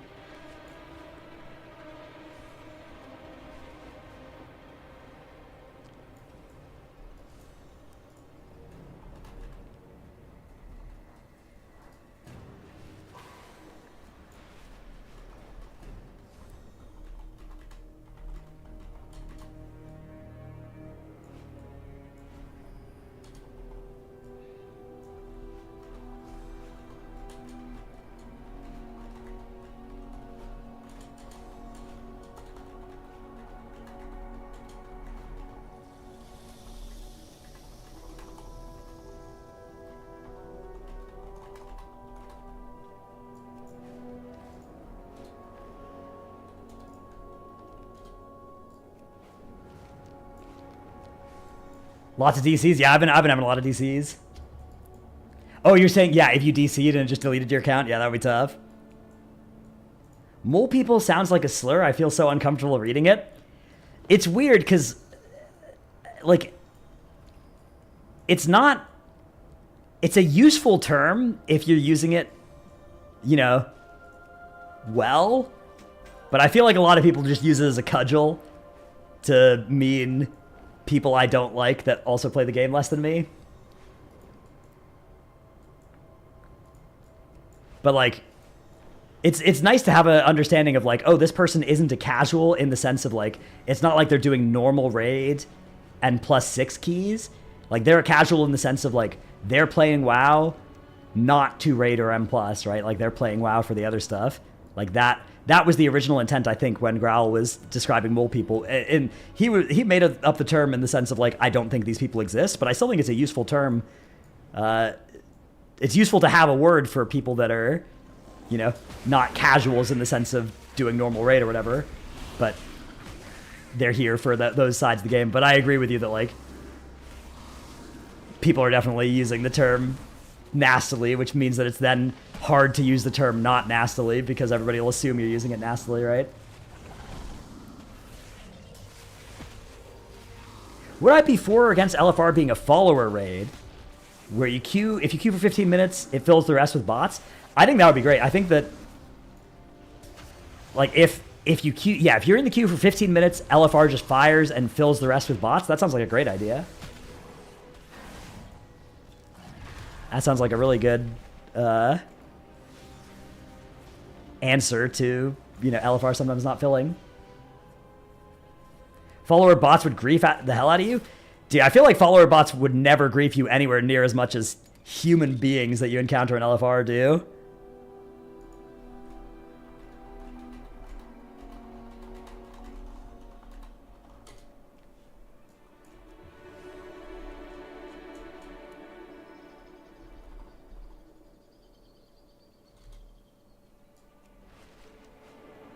%of LFR runs would be bot tanks, and, you know, those runs would be... I feel like tanks in LFR can cause so much grief. Like, have you guys ever zoned into an LFR where the tank is, like... Like, they clearly wish that they were, like, a medieval lord where they could just yell at people and have their whims be enacted. You know, they want, like, a little fiefdom. And they're like, they tell everybody exactly what to do and where to stand and stuff, but, like, I don't know. I feel like if you always got bots, if you didn't find people fast enough, I think that would be good. Oh yeah, dude. I queue for LFR as tanks sometimes, right? Because, like, I have a lot of tanks. Sometimes my co-tank will get genuinely mad if I rip thread off of them which, like, sometimes I have 60 item levels on my co-tank. I'm going to rip threat unless I AFK. I don't know, man. And it's not like I'm going to die or cause any problems, but it's just like, I don't know.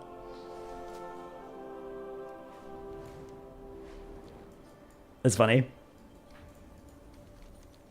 Where'd my weak aura go? Oh, it doesn't show in combat. Okay. Isle of Dorn. Earthen Miner's Gavel. Okay, let's get the scythe first. Where's this?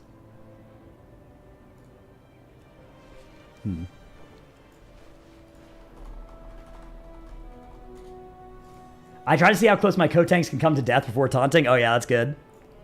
That's a good bit. Rebel Razorback, thanks to the Prime.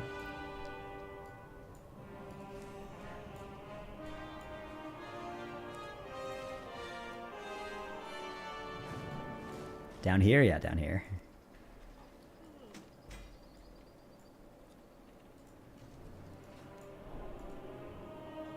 I don't do much LFR, but LFR content is not right. It's supposed to be for casuals to experience the raid, but they force players to run it to farm whatever they force you each expansion. Yeah. I mean, usually when I'm doing LFR, it's like I'm bored. Or like I have some quest that you don't really need to do that I go in there to do. But like I'm, you know, it's not like I'm going in. I know there are some people that'll go, like, you know, there's sort of the stereotype of like, oh, high-end player goes in and just blasts through stuff. But like, I don't do that in LFR. If I go into LFR, I'm, you know, I'm chill, slow pace, doing my thing. It's just like, yeah, sometimes you rip threat. It happens. Or sometimes you're using a slightly different strat than the other people are expecting or something. Sometimes they want you to taunt on 3 and you're taunt on 2 once. And then they, you know, throw a fit.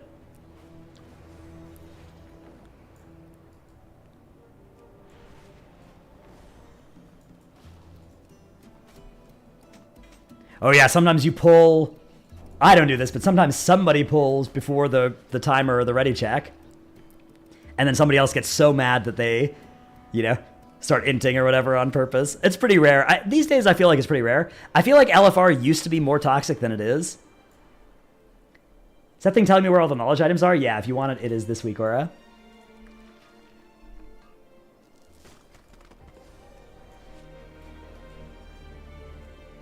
Okay. Any add-ons that track what delves and what tier you've completed? Not one that I know of. I'm sure there either is or will be something soon.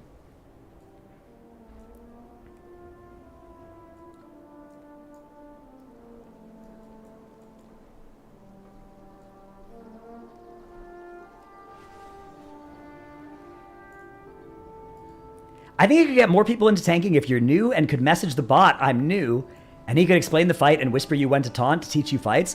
That would be so good. If there was an LFR, like if you could queue up for practice mode raids, like follower dungeons, where they would ping. Because like I did a follower Dawnbreaker, and the bots were like, oh, we have to mount up and go to this ship, and then they pinged the ship. That was so good. Like imagine if you could get that for raid fights. Hey, Zach B. Yeah, the bots and follower dungeons are sick. Get ready, we're going to do an IRL stream? Hell yeah. Is there a spreadsheet of all specs power gain percentage for their tier sets? I've seen one. I don't have it on hand. Also, I don't know if it's accurate yet. The Sims, I wouldn't trust a Sim yet. I wouldn't trust it. That should legit be part of the story mode raid they're releasing.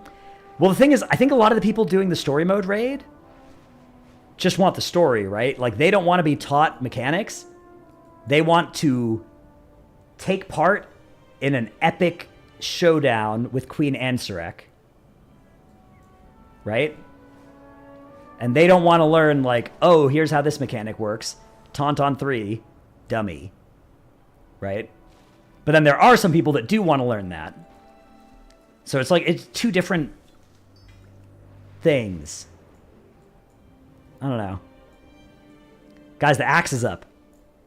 I'm going to loot it even though I don't need the rep. Okay, spell not learned. I guess I'm not going to loot it. I guess that's why it's up. Something buggy wuggy.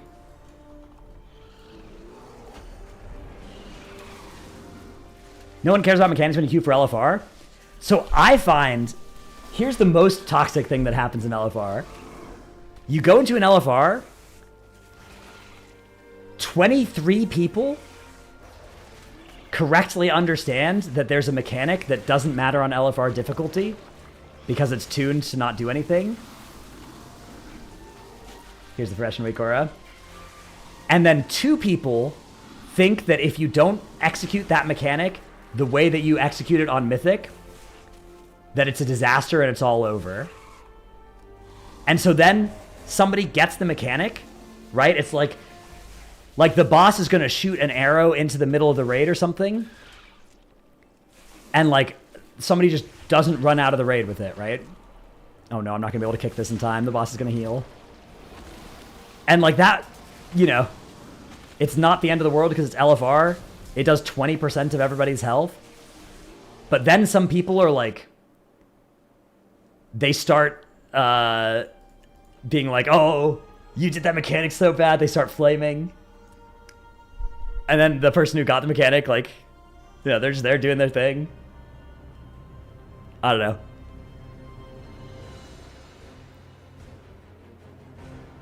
Wonder how you can stay so calm when getting DC'd. Yeah. I looked and it said I was having a lot of UI errors there. So I probably have some add-on that is contributing to this happening. I need to look at my bug sack or whatever. I feel like that only ever happens if you wipe. Yeah, it definitely is the most likely to happen when you wipe. Oh yeah, people misdiagnosing why you wiped. Very confidently.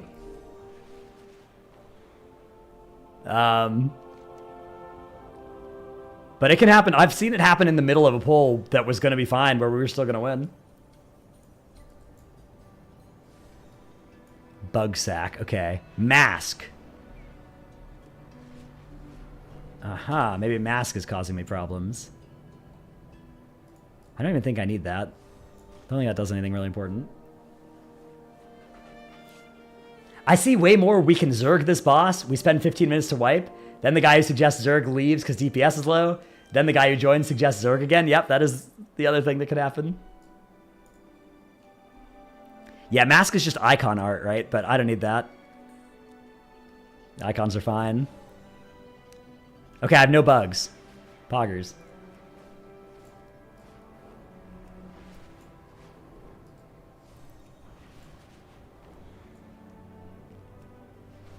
Yeah, it does tie into the discussion of who's a mole person. Again, I think you'll get different people having different definitions on that. Can I tell you how to figure out what website will explain where to put your mining points? I think I was just putting them in plethora, but I think this one's really good. Mine while mounted in Kazalgar. So I actually think that putting 60 in fundamentals is probably really good early. But I don't know. What do I know? It doesn't matter. It's all the same. Just put the points wherever.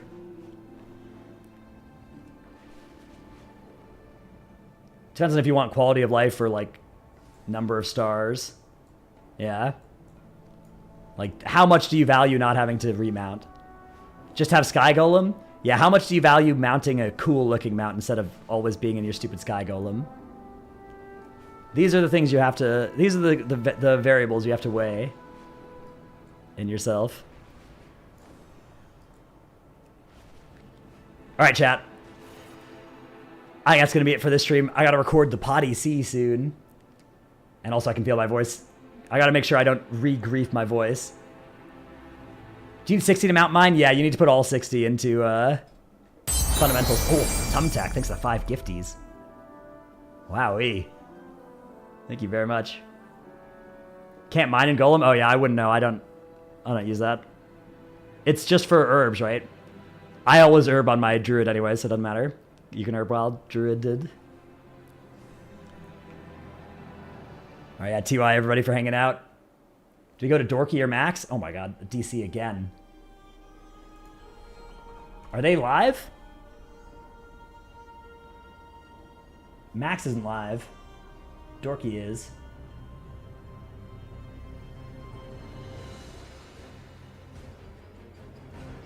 Wowee. Alright, we go watch Dorky until it's Potty C time. Maybe you'll even get a live Potty C over there.